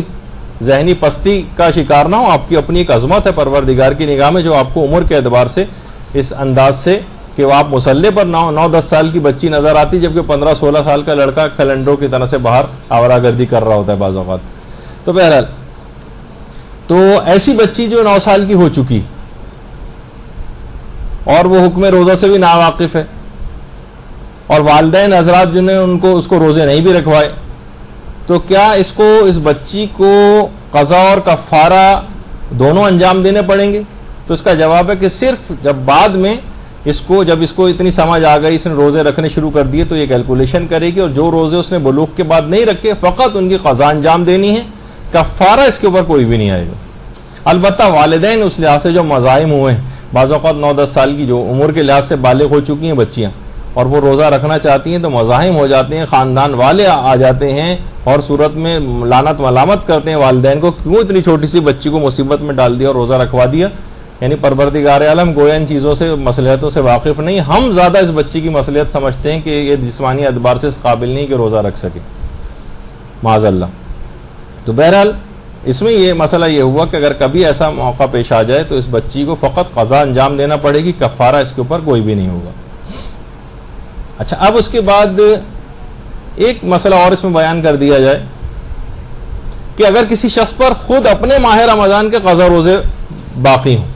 دیکھیں ہم متفرق روزوں کے مسئلے ڈسکس کر رہے ہیں کیونکہ عمومی زندگی میں چیزیں پیش آتی ہیں کہ رمضان کے قضا روزے آپ پر واجب تھے. اچھا, اگر کوئی شخص جس پر اپنے قضا رمضان کے روزے واجب ہوں, کیا وہ کسی مرحوم کے لیے روزے رکھ سکتا ہے؟ چاہے اجارے پر رکھے چاہے تبرعاً رکھے. اجارے پر یعنی ہم نے پیسے لے کے کسی مرحوم کے لیے روزے رکھنے شروع کر دیے. بہت سے غریب افراد ہوتے ہیں, ان کا گزر بسر اسی کے اوپر ہو رہی ہوتی,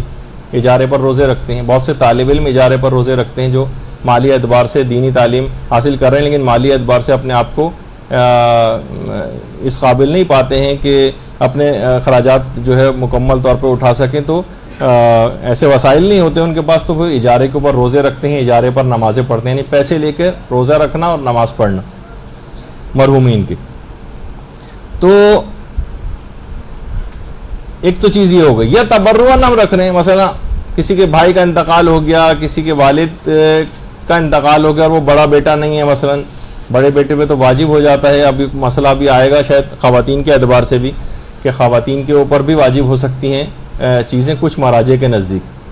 اپنے مرحوم والدین کے روزے رکھنے سے متعلق خواتین پر بھی حکم آ سکتا ہے. ابھی میں جب اختلاف مراجع بتاؤں گا تو اس وقت یہ چیز آئے گی. یا ہم ویسے ہی ہمارا دل چاہ رہا ہے کہ ہمارے اوپر واجب تو نہیں لیکن ہم پھر بھی ہم چاہ رہے ہیں کہ اپنے مرحوم بھائی کا, اپنے مرحوم والد کا, اپنے کسی اور مرحوم رشتہ دار کا روزہ اس کی طرف سے رکھ لیں, جبکہ ہم پر اپنے قضا روزے بھی باقی ہیں. تو کیا اس کو اجازت ہے کہ بھائی تمہارے اوپر تو اپنے قضا روزے باقی تھے, تم دوسروں کے روزے کہاں رکھنے چلے ہو؟ یا اسلام منع کر دے کہ نہیں تمہارا وہ روزہ قابل قبول نہیں؟ تو اس کا جواب یہ ہے کہ ایسا شخص اجارے پر روزے بھی رکھ سکتا ہے اور ایسا شخص تبرعاً بھی روزے رکھ سکتا ہے. یعنی خود سے آگے بڑھ کر اس پہ واجب نہیں تھی چیز, لیکن دل چاہ رہا ہے کہ ہم اپنے مرحوم فلاں رشتہ دار کے لیے روزہ رکھیں. تو اگر کسی شخص پر اپنا قضا رمضان کا روزہ باقی بھی ہو تب بھی یہ اجارے کے روزے بھی رکھ سکتا ہے اور تبرعاً روزے بھی رکھ سکتا ہے. یعنی کسی اور کی طرف سے بھی اس طرح سے رکھ سکتا ہے, بغیر پیسے لیے بھی جو روزے رکھے جاتے ہیں. حد تک کہ مکروہ بھی نہیں ہے اس کے لیے کہ بھائی تمہارے لیے مکروہ ہے, پہلے تم اپنے روزے اتارو پھر دوسروں کے روزے رکھنا, لیکن کہا اسلام نے کہ نہیں, تمہیں پوری اجازت ہے. اچھا, اب جو ہم واجب قضا روزے اپنے اتاریں گے, مثلا ہم پہ 25-30 روزے ہیں, تو کیا اس مثلا رمضان, پچھلے رمضان کے کسی کے اوپر اتنے سارے روزے ہیں, تو کوئی اس نے پہلا روزہ چھوڑ دیا, اس کے بعد 5واں روزہ چھوڑ دیا, اس کے بعد 7واں روزہ چھوڑ دیا, اس کے بعد مثلا 15واں روزہ چھوڑ دیا, تو کیا ان روزوں میں نیت کے اعتبار سے کوئی ترتیب ضروری ہے کہ ہم نیت کریں گے پہلے رمضان کا روزہ ہے, یہ تیسرے رمضان کا روزہ ہے, 5 رمضان کا قضا میں رکھ رہا ہوں, یہ 15ویں رمضان کا قضا روزہ میں رکھ رہا ہوں, کیا یہ مجھ پر واجب ہے؟ جواب ہے کہ نہیں, یہ بھی واجب نہیں. روزوں میں اس اعتبار سے کوئی نمبروں کی ترتیب جو ہے واجب نہیں کہ کون سا والا روزہ آپ رکھ رہے ہیں. نہیں بس روزہ رکھ رہی ہوں, پچھلے رمضان میں 10-15 روزے میرے قضا ہوئے تھے, ان میں سے ایک روزہ ہی ہے. کون سا والا؟ نمبروں کی کوئی ترتیب آپ کے لیے واجب نہیں ہے, اس کا خیال کرنا. اچھا, پھر ایک مسئلہ یہ بھی آتا ہے کہ اگر کوئی شخص حالت سفر میں مر جائے, حالت سفر میں, تو کیا ورثاء کے لیے سفر کے ایام کی قضا کروانا ضروری ہے؟ مثلا وہ سفر میں تھا, سفر میں جو روزے قضا ہوتے ہیں یہ تو عذر شرعی بہرحال اس کے پاس تھا, وہ زندہ ہوتا تو اپنے ان روزوں کی قضا کرتا. تو کیا رشتہ داروں کے لیے ضروری ہے کہ سفر میں جو اس کے روزے, سفر میں وہ مر گیا تو ان کے ان روزوں کی قضا کروائے؟ تو جواب ہے کہ جی نہیں, سفر کے ایام کی قضا کروانا ضروری نہیں ہے اگر وہ شخص, کوئی شخص حالت سفر میں مر جائے تو بہرحال یہ بھی ایک مسئلہ آپ کی خدمت میں پیش ہو گیا. اچھا, اب پھر ایک مسئلہ پیش آتا ہے بہت زیادہ بوڑھے افراد کا, جو پچھلی دفعہ ایک چیز بیان ہوئی تھی, بوڑھے افراد کے حوالے سے ایک بات آئی تھی. دیکھیے, اگر بوڑھے افراد اگر روزہ رکھ سکتے ہیں تو ان پر روزہ رکھنا ضروری. یعنی فقط بوڑھا, بہت سے لوگ ہیں بالکل فٹ ہیں, 80 سال کے بھی بعض اوقات ہوتے ہیں, تو صرف ہم یہ نہیں کہ آپ توضیح مسائل میں پڑھ لیں کہ بوڑھے افراد کے اوپر سے روزہ معاف ہے. نہیں, بوڑھے افراد اگر روزہ رکھ سکتے ہیں تو روزہ رکھنا واجب ہے ان کے لیے. اب بہت سے بوڑھے افراد ایسے ہوتے ہیں کہ روزہ رکھنا ان کے لیے 2 کیٹیگریز ہو گئیں. اب آپ فقہی مسئلہ سن لیجئے, پچھلی دفعہ تو بہت سی چیزیں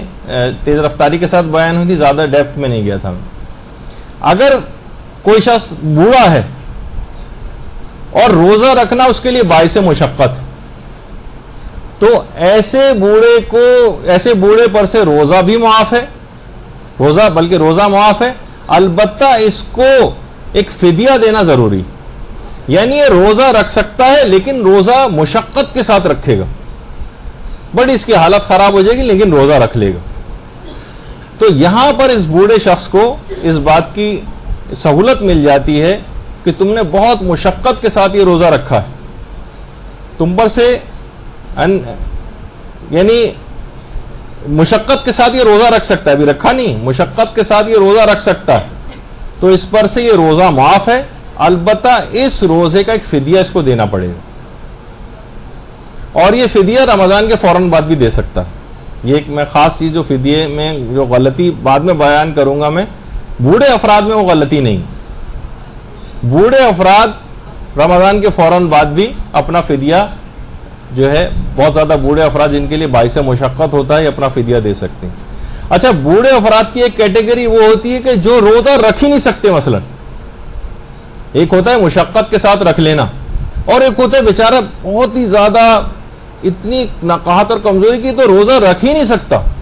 روزے کے درمیان ہی بے ہوش ہو جائے گا, کوئی اور صورتحال اس کے ساتھ ہو جائے گی. اس پر سے نہ صرف یہ کہ روزہ معاف ہے بلکہ فدیہ, وہ جو اس کا ایک فدیہ دینا ہوتا ہے وہ بھی معاف ہے. جو آپ نے اس سے پہلے سنا کہ مشقت سے جو روزہ رکھ لے گا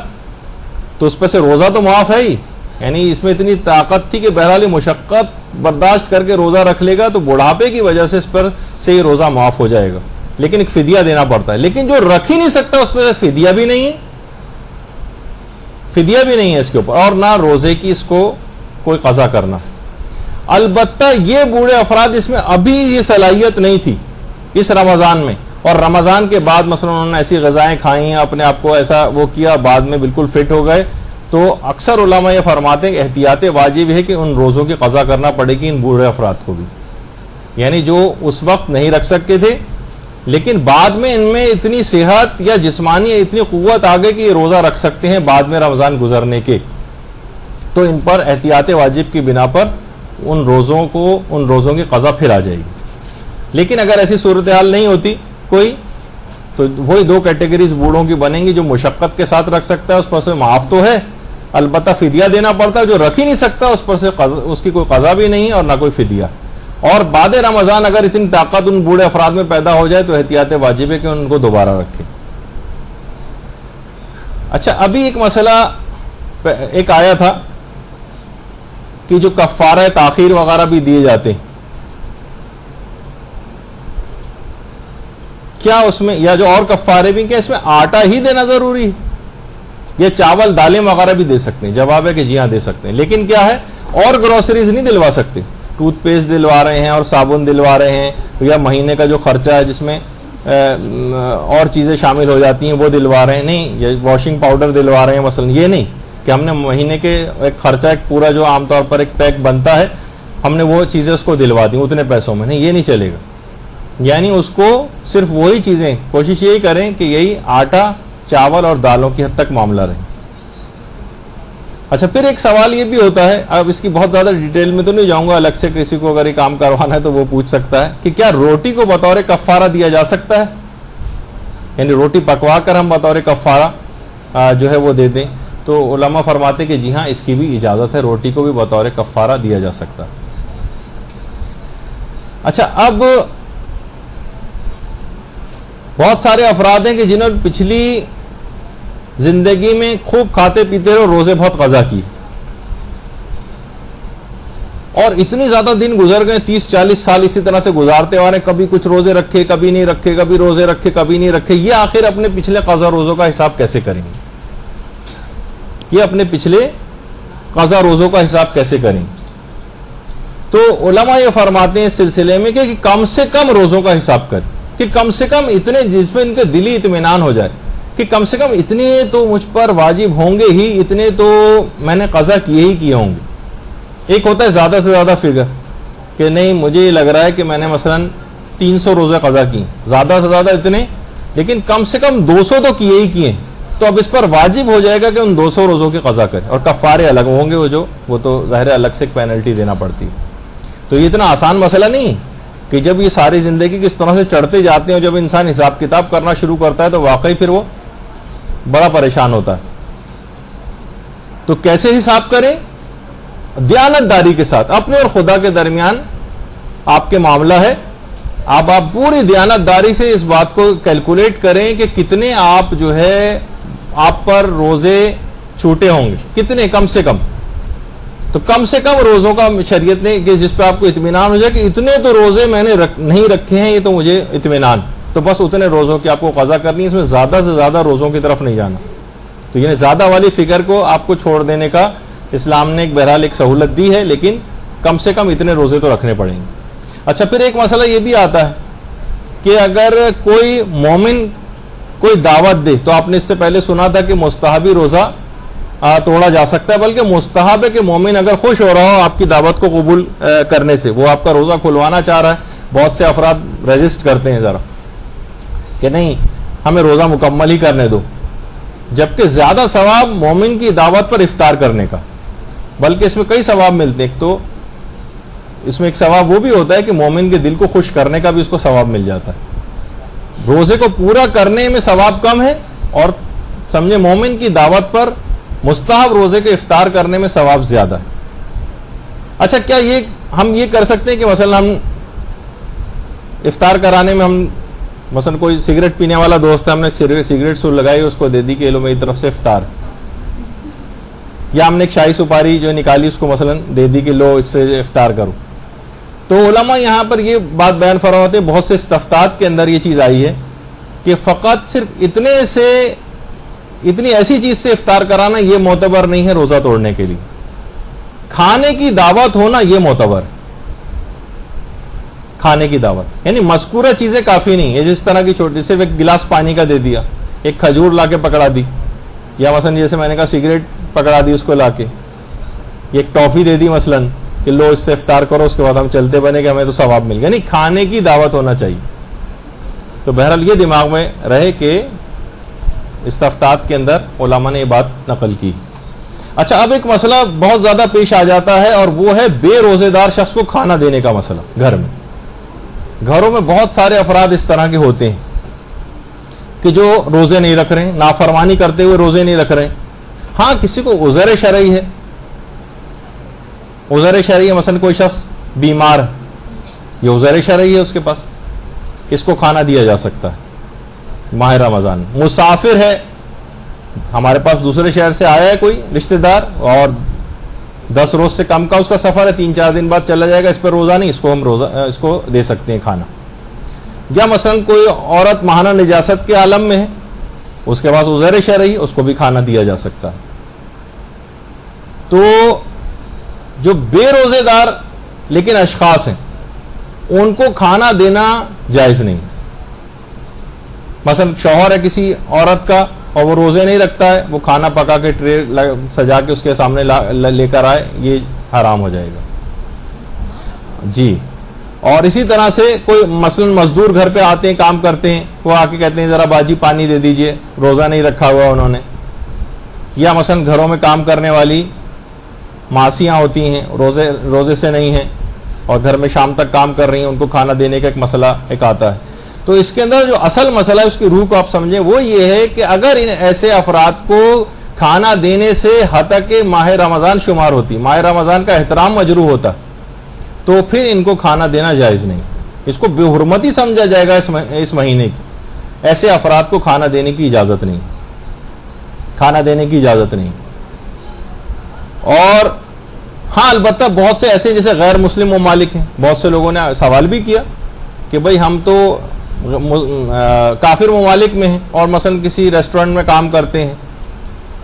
اور وہاں پر کھانا سرو کرنا ہی ہماری ذمہ داری ہے، تو وہاں پر تو ظاہر ہے کہ نان مسلم ہے سارے، وہ تو وہاں پر کیونکہ اس مہینے کی حد تک اور بے حرمتی نہیں سمجھی جائے گی، تو لہٰذا وہاں پر یہ کام جائز۔ لیکن مسلمان علاقوں میں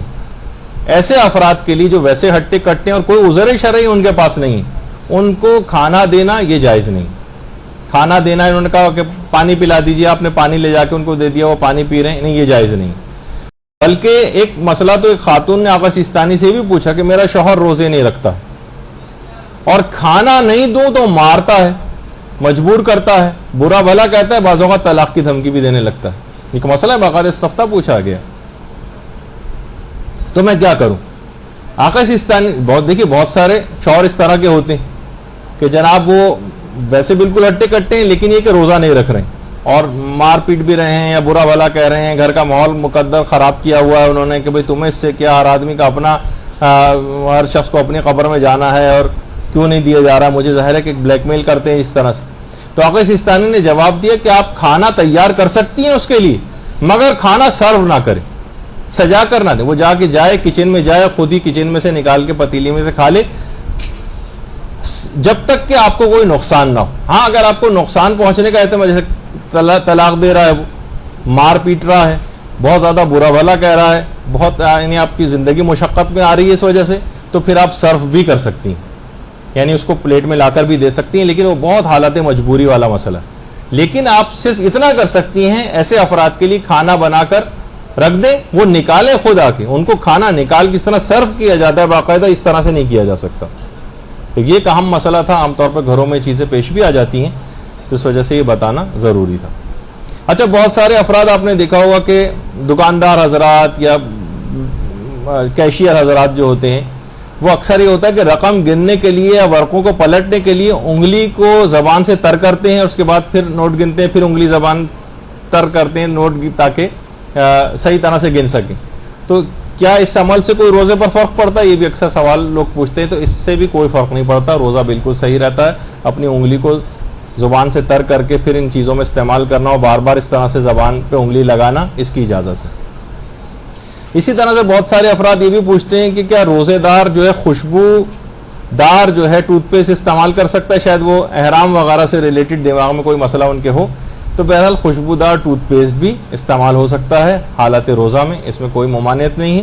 بس یہ کہ حلق کے اندر کوئی چیز نہیں جانی چاہیے، ٹوتھ برش اگر کوئی شخص کر رہا ہے تو اس کی احتیاط اس کو کرنی پڑے گی۔ اسی طریقے سے روزے کی حالت میں جو ماؤتھ واش وغیرہ استعمال کی جاتے ہیں، مثلا منہ سے بو آ رہی ہے، اگرچہ وہ خدا کو بڑی پسندیدہ ہے، لیکن بہرحال یہ کہ ہم اس بو کا خاتمہ کرنا چاہتے ہیں اور کوئی ماؤتھ واش استعمال کر رہے ہیں، تو کیا اس کی اجازت ہے؟ جواب ہے کہ جی ہاں، اس کی اجازت ہے، ماؤتھ واش استعمال کیا جا سکتا ہے۔ اسی طریقے سے کوئی جو ماؤتھ فریشنر ہوتے ہیں، اسپرے ٹائپ کی جو ہوتے ہیں، وہ بھی کیے جا سکتے ہیں۔ ایئر فریشنر نہ کیجیے گا، وہ ماؤتھ فریشنر الگ سے بھی آتے ہیں۔ تو بہرحال اس میں بھی کوئی حرج نہیں ہے، سوائے اس کے کہ بس حلق سے کوئی چیز نیچے نہیں اترنی چاہیے۔ وہ جو آپ نے پچھلی دفعہ نہیں ہے، وہ بھی مسئلہ بھی میں نے پچھلی دفعہ بیان نہیں کیا تھا، آئندہ آگے آئے گا۔ تو اگر حلق سے کوئی چیز نیچے نہیں اتر رہی ہے تو آپ نے دیکھا کہ غرارے کی بھی اجازت مل رہی تھی، منہ میں کوئی چیز ڈالنے کی بھی اجازت ہے، کلی کرنے کی بھی اجازت ہے، ماؤتھ واش استعمال کرنے کی بھی اجازت ہے، ٹوتھ پیسٹ استعمال کرنے کی بھی اجازت ہے، کوئی بھی ماؤتھ فریشنر استعمال کرنے کی بھی اجازت ہے، ہر لحاظ سے بالکل ٹھیک ہے، بس حلق سے کوئی چیز نیچے نہیں جانا چاہیے۔ پھر ایک مسئلہ یہ بھی آتا ہے خواتین کے اعتبار سے کہ دیکھیے کیا خواتین جو اپنے روزوں کو ناقص نہیں کرنا چاہتی، یہ نہیں چاہتی کہ بھئی ہم اپنے روزوں کو قضا کریں، کیا وہ گولیاں کھا کر اپنی ماہانہ عادت کو روک سکتی ہیں تاکہ ہم اس میں ماہ مبارک میں پورے روزے رکھ لیں اور بعد میں پھر ہمیں قضا نہ کرنا پڑے اور اپنے پیریڈز کو روک لیں گولیاں کھا کر؟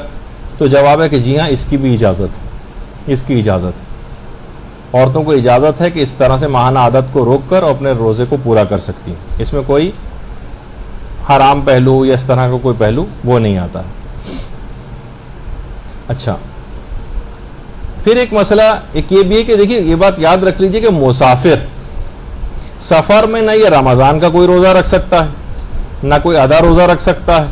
نہ کوئی قضا روزہ رکھ سکتا ہے، نہ کوئی مستحبی روزہ رکھ سکتا ہے، نہ کوئی کفارے کا روزہ رکھ سکتا ہے۔ مسافر سفر میں خواہ وہ سفر کتنا ہی آرام دہ کیوں نہ ہو، اس کو اس بات کی اجازت نہیں ہے کہ وہ سفر میں روزہ رکھے، سوائے ایک صورت میں کہ مدینے میں جو حاجت کے روزے رکھے جاتے ہیں، صرف وہ اگر کسی کے قضا روزے اس پر باقی بھی ہیں تب بھی مدینے میں حاجت کے روزے رکھ سکتا ہے۔ اور کچھ علماء کہتے ہیں کہ نظر کر کے بھی اپنے اوپر روزوں کو واجب کیا جا سکتا ہے، وہ الگ ایک اختلاف ہے جو کہ اس کی تفصیل میں ہم نہیں جا رہے، لیکن ایک دماغ میں یہ چیز بہرحال یہ بات دماغ میں رہے کہ حالت سفر میں مسافر نہ رمضان کا روزہ رکھ سکتا ہے، نہ ادا، نہ قضا، نہ مستحب، نہ کفارے کا کوئی سا بھی روزہ نہیں رکھ سکتا، سوائے ایک دو مقامات ہیں جو بھی میں نے بتائے۔ اچھا، اگر کسی شخص کے مثلا 5 روزے ہی پچھلے سال کے قضا باقی ہیں اور اگلا رمضان شروع ہونے میں 5 ہی دن رہ جائیں، تو کیا اس کو سفر کرنے کی اجازت ہے؟ کیا کچھ بات چیت ہونے لگی ہے میں خالی؟ یعنی اگر کسی شخص پر کچھ قضا روزے باقی ہوں پچھلے سال کے، تو آپ نے سنا تھا کہ اس کو اگلے سال سے پہلے رکھ لینے چاہیے، 5 ہی دن بالفرض رہ گئے، کیا اس کو اس بات کی اجازت ہے کہ 5 دن رہ گئے لیکن اس نے اپنے سفر کر کے، سفر میں تو آپ کو پتہ ہے روزے نہیں رکھے جا سکتے، اس سہولت سے فائدہ اٹھا لیا؟ تو علماء یہ فرماتے ہیں کہ جی ہاں، اس کے باوجود بھی یہ سفر کر سکتا ہے، یعنی اس پر سفر کرنا حرام نہیں کہ بھئی 5 ہی روزے رہ گئے تھے، تم اپنے سفر کو آگے کبھی انجام دینا، رمضان کے بعد کرنا، ابھی تو تم یہ پچھلے روزے رکھو، کیونکہ تم سفر میں روزہ نہیں رکھ سکتے ہو تو اپنے وطن میں رہتے ہی روزے مکمل کرو۔ علماء فرماتے نہیں، یہ واجب نہیں، وہ سفر کر سکتا ہے، بس یہ ہے کہ اس کو کفارہ تاخیر دینا پڑے گا، اس بات کا اس کو خیال کرنا پڑے گا۔ اچھا، ایک بات اور بیان ہو جائے ابھی مستحب روزے کے سلسلے میں، کیونکہ ہم متفرق روزے بیان کر رہے ہیں یار، متفرق مسائل۔ کیا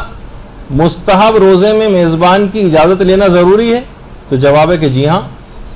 یہ مستحب ہے کہ انسان اپنے میزبان کی اجازت لے۔ اگر کسی کے یہاں مہمان گیا ہوا ہے تو میزبان سے اجازت لے کہ میں اگلے دن روزہ رکھ لوں، وہ اجازت دے تو روزہ رکھ لے، اجازت نہ دے تب بھی رکھ تو سکتا ہے،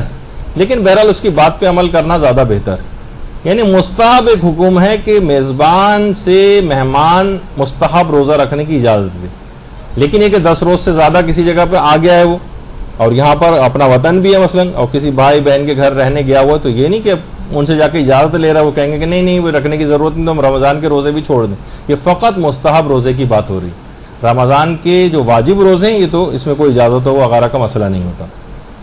اور ویسے ایک معلومات کے حوالے سے بات عرض کر دوں کہ صوم الوصال ایک روزہ کہلاتا ہے، 2 روزے پے در پہ اس طرح سے رکھنا کہ درمیان میں کوئی افطار نہ کیا جائے، یہ اس طرح سے روزے رکھنا یہ حرام ہے، صوم الوصال حرام ہے۔ 2 روزوں کو اس طرح سے ملا دینا آپس میں کہ درمیان میں افطار نہ کیا جائے، تو کہیں کسی کتاب وغیرہ میں پڑھیں تو آپ کو یہ ہو کہ صوم الوصال کسے کہا جاتا ہے۔ اچھا، بہت سارے افراد ایسے ہوتے ہیں جو عمومی زندگی میں روزے رکھتے آ رہے ہیں، اب کیا ان افراد کو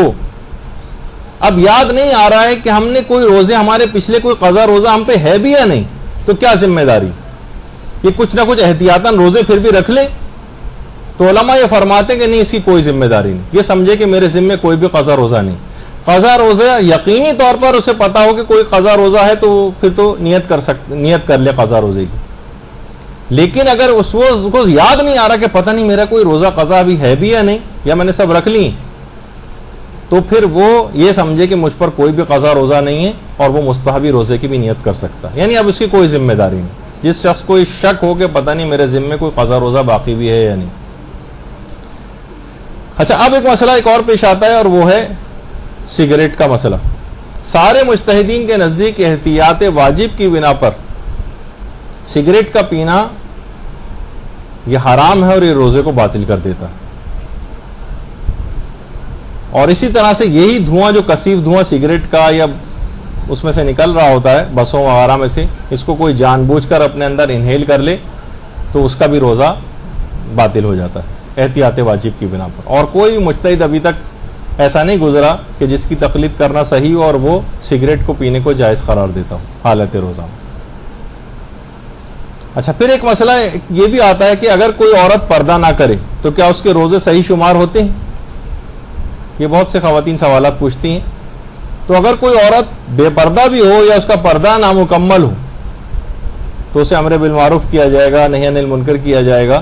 لیکن بہرحال اس کا روزہ صحیح ہے، اس کو بعد رمضان ان روزوں کی کوئی قضا نہیں کرنا. ٹھیک ہے، تم گناہ گار تھیں، تمہیں روزے کا ثواب نہیں ملے گا، تم روزے کی روح کو نہیں سمجھی، لیکن قضا کوئی نہیں کر رہی، وہ روزہ صحیح رہے گا. ایک تو یہ مسئلہ ہو. کیا حالت روزہ میں لپسٹک وغیرہ استعمال کی جا سکتی ہے؟ تو جواب ہے کہ اگر ظاہر ہے کہ پردے وغیرہ کوئی مسئلہ نہیں ہو، نامحرم سے جو اپنی زینتوں کو چھپانے کا جو مسئلہ ہوتا ہے وہ والا مسئلہ نہیں، گھر میں ہیں لگا رہے ہیں، اپنے شوہر کے سامنے لگا رہے ہیں، اپنے محرم رشتہ داروں کے سامنے لگا رہے ہیں، تو اس سے روزے پر کوئی فرق نہیں پڑتا. البتہ میک اپ کر کے اور باہر نامحرموں کے سامنے جانا وہ آپ کے روزے کے ثواب کو ختم کروا دے گا، وہ اپنی جگہ ایک معاملہ ہے. لیکن بہرحال اس سے روزے کے باطل ہونے کا کوئی تعلق نہیں ہے لپسٹک وغیرہ لگانے سے. اچھا، ایک بات اور بیان ہو جائے. پچھلی دفعہ بھی بات ہوئی تھی کہ وہ خواتین کی جن کے ہاں بچے کی پیدائش ہونے والی ہوتی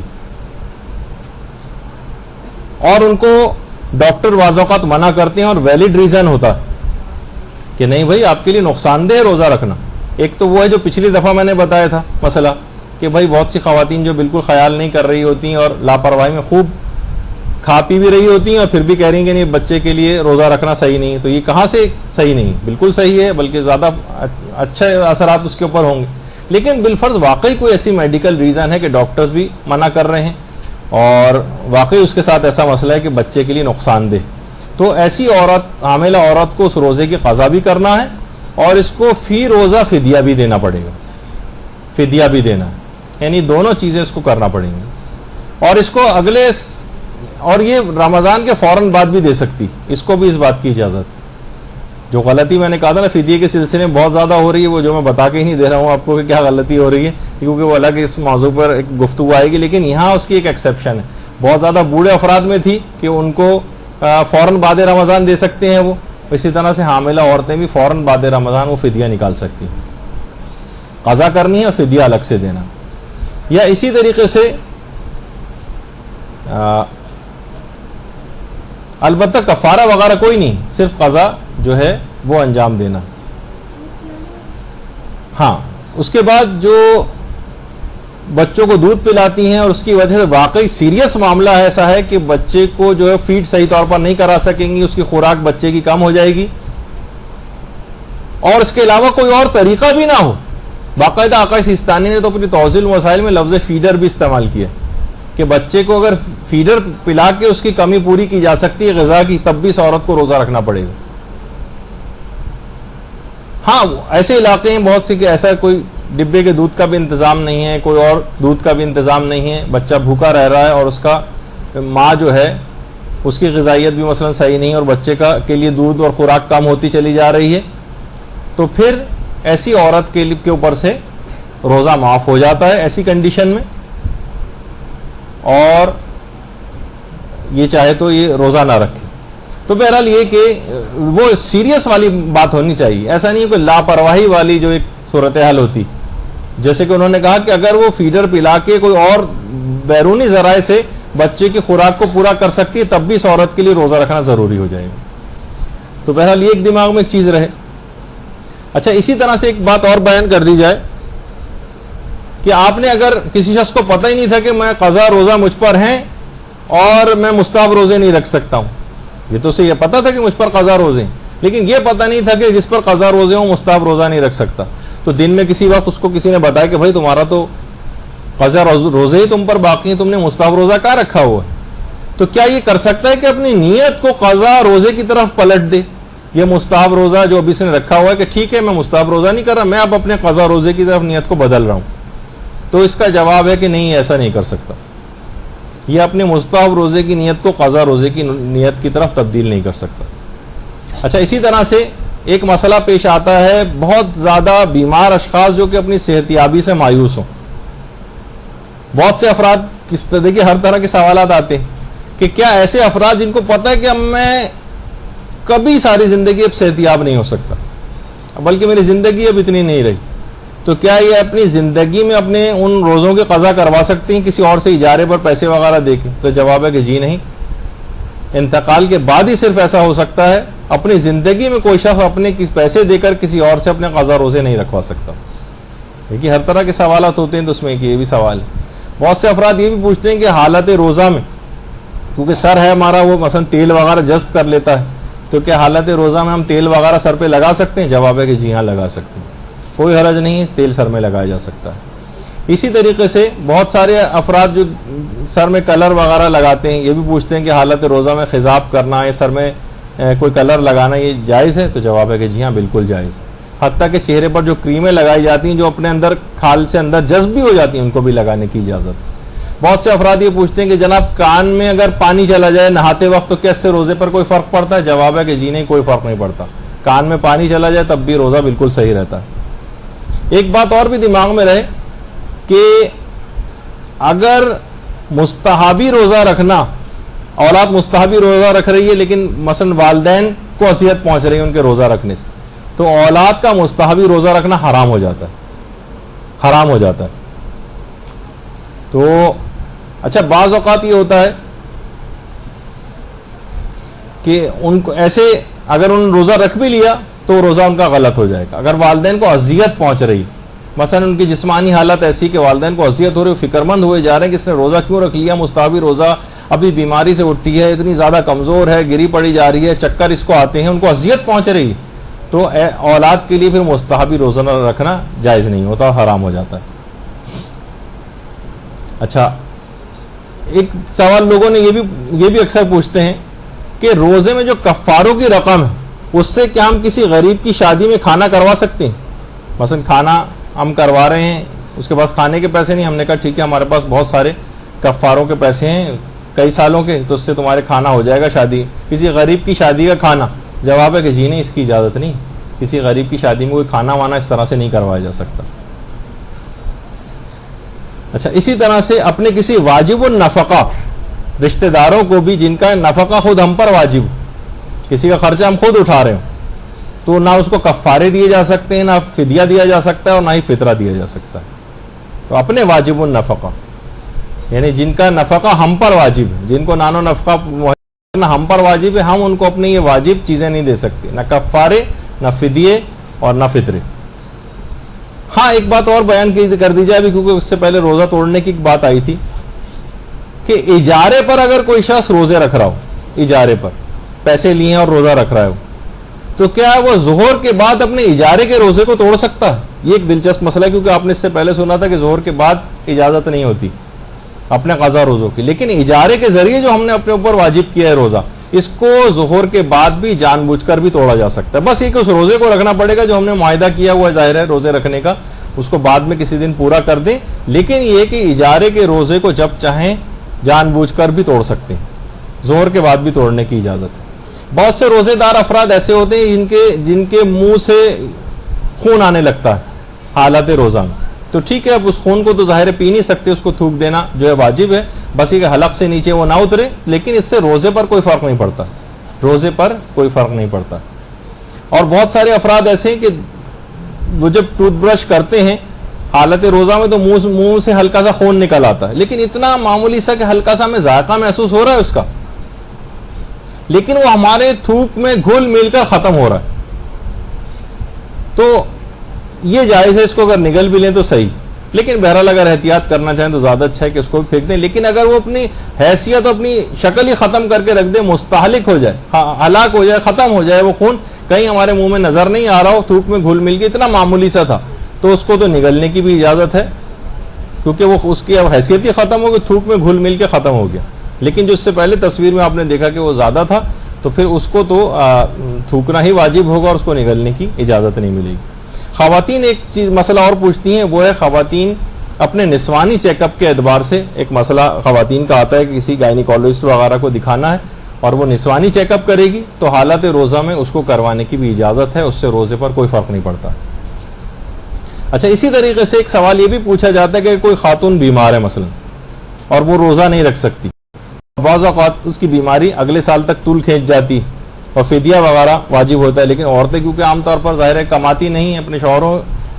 ہی کے اوپر ڈیپینڈنٹ ہوتی ہیں عام حالات میں، ویسے الگ جہاں پہ خود مختار ہیں وہ الگ بھی معاملات ہوتے ہیں، لیکن عمومی طور پر تو کیا ان کے شوہروں پر واجب ہے کہ ان عورتوں کے فدیے نکالیں اپنی بیویوں کے؟ یعنی کیا شوہر پر واجب ہے کہ اپنی بیوی کا فدیہ نکالے جو اس کو اگلے سال تک اس کی بیماری طول کھینچ گئی؟ تو اس کا جواب یہ کہ شوہر پر بیوی کا فدیہ نکالنا واجب نہیں،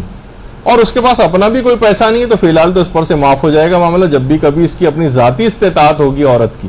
جو بیمار ہے، زخمی ہے، کوئی بھی ایسی چیز کہ اگلے سال تک یہ روزہ رکھنے کے بھی قابل نہیں، اگر اگلے سال تک روزہ رکھ لے گی تو پھر تو فدیہ بھی نہیں ہوگا اس کے اوپر.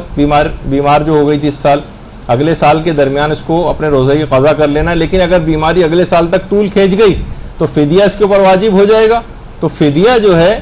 وہ یہ اپنے پیسوں ہی سے نکالے گی، شوہر کے اوپر واجب نہیں ہوگا کہ بھائی اور چیزوں کی ذمہ داری بھی شوہر اٹھا رہے تو وہ فدیوں اور کفاروں کی ذمہ داری بھی اس کی اٹھائے. نہیں، یہ شوہر کی ذمہ داری نہیں. ہاں، شوہر دینا چاہے، اس کا اتارنا چاہے، وہ ایک الگ مسئلہ ہے، لیکن واجبات و حرام کی بات کر رہے ہیں. اور اس کے اوپر اگر اپنی ذاتی استطاعت نہیں ہے تو اس پر فی الحال ساقط بھی ہو جائے گا، پھر جب کبھی استطاعت آئے گی تو اس کو وہ فدیہ دینا پڑے گا. اچھا، جو ابھی ہم نے کہا کہ قضا روزے اس کو رکھنے پڑیں گے اپنے، جس نے جان بوجھ کر روزہ چھوڑا، اور کفارے کے روزے بھی رکھنا ہوتے ہیں، تو کیا اس میں کوئی تقدم و تاخر ہے کہ پہلے یہ قضا روزے رکھے پھر کفارے کے رکھے، یا اس کا الٹا بھی کر سکتا ہے؟ تو جواب ہے کہ جی ہاں، بالکل اجازت ہے. ان دونوں کا آپس میں کوئی تعلق نہیں، چاہے پہلے قضا رکھ لیں پھر کفارے کے رکھیں، چاہے پہلے کفارے کے رکھ لیں پھر قضا رکھ لیں، دونوں طرح سے اس کی اجازت ہے. اچھا، اب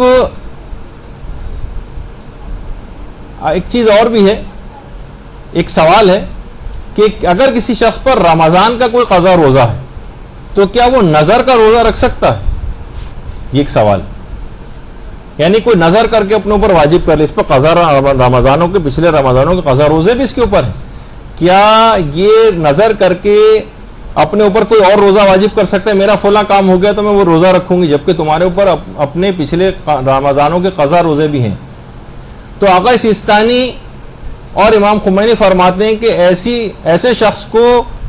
نظر نہیں کرنی چاہیے روزے کی، جس پر اپنے قضا رمضان کے روزے موجود ہوں اس کو نظر نہیں کرنی چاہیے نظر کر کے اپنے اوپر روزہ واجب کرنے کی. البتہ جو اور مراجع ہیں جیسے آیت اللہ وحیدہ خراسانی آج کل وہ اجازت اس کی دیتے ہیں. اچھا، کوئی عورت، کوئی بلکہ بیوی اپنے شوہر کی اجازت کے بغیر روزے کی نظر کر سکتی ہے؟ مستحب روزے، واجب روزے میں تو شوہر کی اجازت نہیں چاہیے. یعنی وہ نظر کر رہی ہے تو اس کو کیا شوہر سے اپنے پوچھنا پڑے گا کہ کیا میں روزہ رکھ لوں؟ تو امام خمینی اور آقا خامنہی فرماتے ہیں اس کی یہ نظر باطل ہے اگر شوہر سے اس نے اجازت نہیں لی. شوہر سے اجازت لینا چاہیے نظر کر کے اپنے اوپر روزہ واجب کرنے کی، یہ الگ سے ایک مسئلہ. اور آقا خوئی ہیں جیسے یا مثلاً آقا سیستانی ہیں، وہ یہ فرماتے ہیں کہ اگر منافی حق شوہر نہ ہو، یعنی شوہر کا اگر ازدواجی حق ضائع نہ ہوتا ہو تو وہ رکھ سکتی ہے، اور حق ضائع ہو رہا ہے تو پھر نہیں رکھ سکتی. اچھا، پھر اس کے بعد ایک بات اور بیان کر دی جائے کہ دیکھیے کیونکہ ہم آج متفرق بہت سارے چھوٹے چھوٹے الگ الگ مسئلے، اگلی دفعہ ذرا ترتیب کے ساتھ مسئلے آئیں گے، کیونکہ فدیے کے مسئلے آئیں گے، کفارے کے مسئلے آئیں گے، اور بہت سارے مسئلے اس طرح کے آئیں گے، فطرے کے مسئلے آئیں گے۔ یہ کوڑا کیوں دکھایا جا رہا ہے آپ کو؟ وہ اس وجہ سے کہ روزہ عمدن روزہ چھوڑنے کی سزا میں حکومت اسلامی میں تعزیر، اس کے اوپر اس کو تعزیر کے طور پر ایک سزا دی جاتی، یعنی اپنے جو شخص روزے اب تک نہیں رکھ رہا، جان بوجھ کر روزہ چھوڑ رہا ہے، اور حاکم شرع کو پتہ چل جائے کہ یہ روزہ چھوڑ رہا ہے، دیکھیے اور کسی چیز احکامات میں اتنی سختی نہیں دکھائی دیتی، لیکن روزہ اگر کوئی شخص اس انداز سے چھوڑ رہا ہے تو اس کو تعزیر کی جائے گی، یعنی اسے قضا اور کفارہ تو ادا کرنا ہی، قضا بھی رکھنا ہے، کفارہ بھی رکھنا ہے۔ پہلی تعزیر یہ کہ اس کو 25 کوڑے لگائے جائیں گے، تم نے کیوں روزہ جان بوجھ کر چھوڑا، روزہ رکھ لے تو صحیح، دوسری دفعہ اس نے پھر روزہ نہیں رکھا، اب اس کو 25 تعزیرانے مزید لگائے جائیں گے۔ اچھا، تعزیر میں یہ ہوتا ہے کہ حاکم شرع کم اور زیادہ کر سکتا ہے اس کی حالت کو دیکھتے ہوئے، موٹا تازہ ہٹا کٹا ہے تو کہے گا ٹھیک ہے 35-40 بھی لگا دو، یعنی حاکم شرع کو اجازت ہے، لیکن یہ کہ اس کی جسمانی حالت کو دیکھتے ہوئے لیکن اتنا نافرمان۔ تو یہ اب دیکھیے میں فقہی مسئلہ بتا رہا ہوں، اگرچہ قابل عمل اب تک نہیں ہوتا ہے آج کل، تو حاکم شرع کو تو خیر اس بات کی اجازت ہے کہ تعزیراً کم اور زیادہ کوڑے کر سکتا ہے۔ تیسری دفعہ بھی اس نے اگر توبہ نہیں کی، باز نہیں آیا اور جان بوجھ کر اس نے اپنے روزوں کو چھوڑا تو پھر اسلامی حکم یہ ہے کہ یہ قتل کیا جائے گا۔ لیکن بہرحال حکومت اسلامی کو نہ صرف کسی شخص کو اجازت نہیں ہے، صرف حکومت اسلامی کو، جس کو پتہ چل جائے کہ اس شخص نے بلا عذر شرعی جان بوجھ کر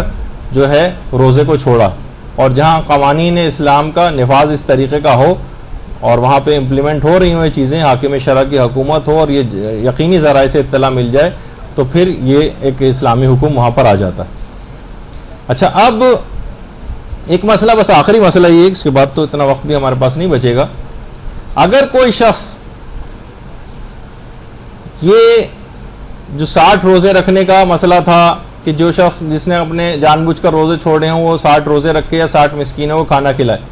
اب اگر کسی شخص میں 60 روزے رکھنے کی ہمت نہیں، بھائی ہم سے نہیں رکھے جاتے، رکھنے ہوتے تو ہم ایک ایک ہی نہ رکھ لیتے اس کے اندر کہ ایک کے بدلے 60 روزے رکھ رہے ہیں، اور نہ اتنے پیسے ہیں کہ 60 مسکینوں کو کھانا کھلا سکیں، تو سب سے پہلی بات تو علماء یہی کہتے ہیں کہ جب آپ اتنے کمزور تھے تو آپ کو اللہ میاں سے ٹکر لینے کی کیا ضرورت تھی، یعنی نہ آپ 60 روزے رکھ سکتے ہیں، نہ 60 مسکینوں کو کھانا کھلا سکتے ہیں، اور اللہ کی مخالفت کر کے اس سے جو ہے ٹکر لینے چلے ہیں، اس کے قانون کی مخالفت کر کے، تو چلیں بہرحال نہ 60 روزے رکھ سکتے ہو، نہ 60 مسکینوں کو کھانا کھلا سکتے ہو، تو پھر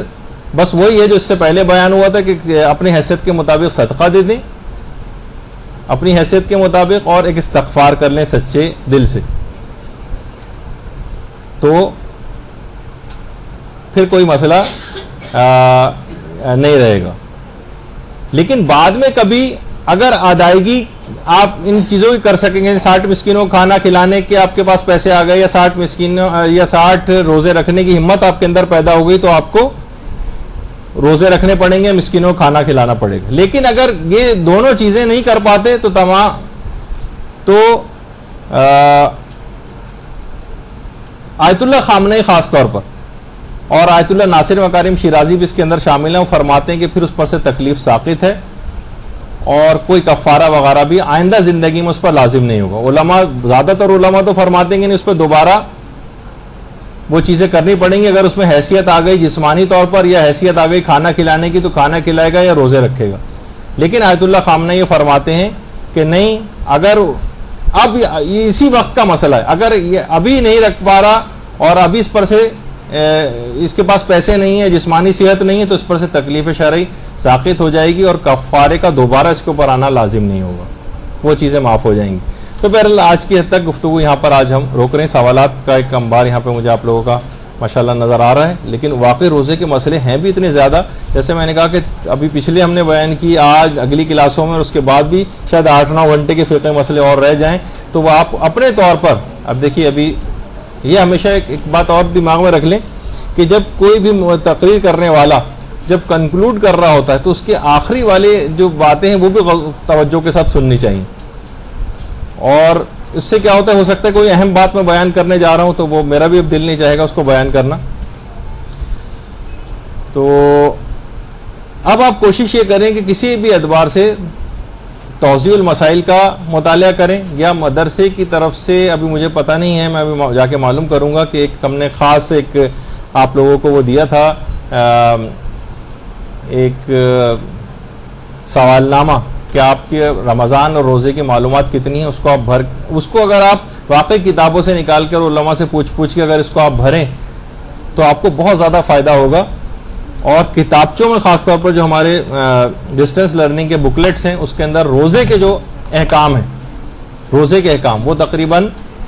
350-400 فقہی مسئلے، صرف چھوٹے چھوٹے سوال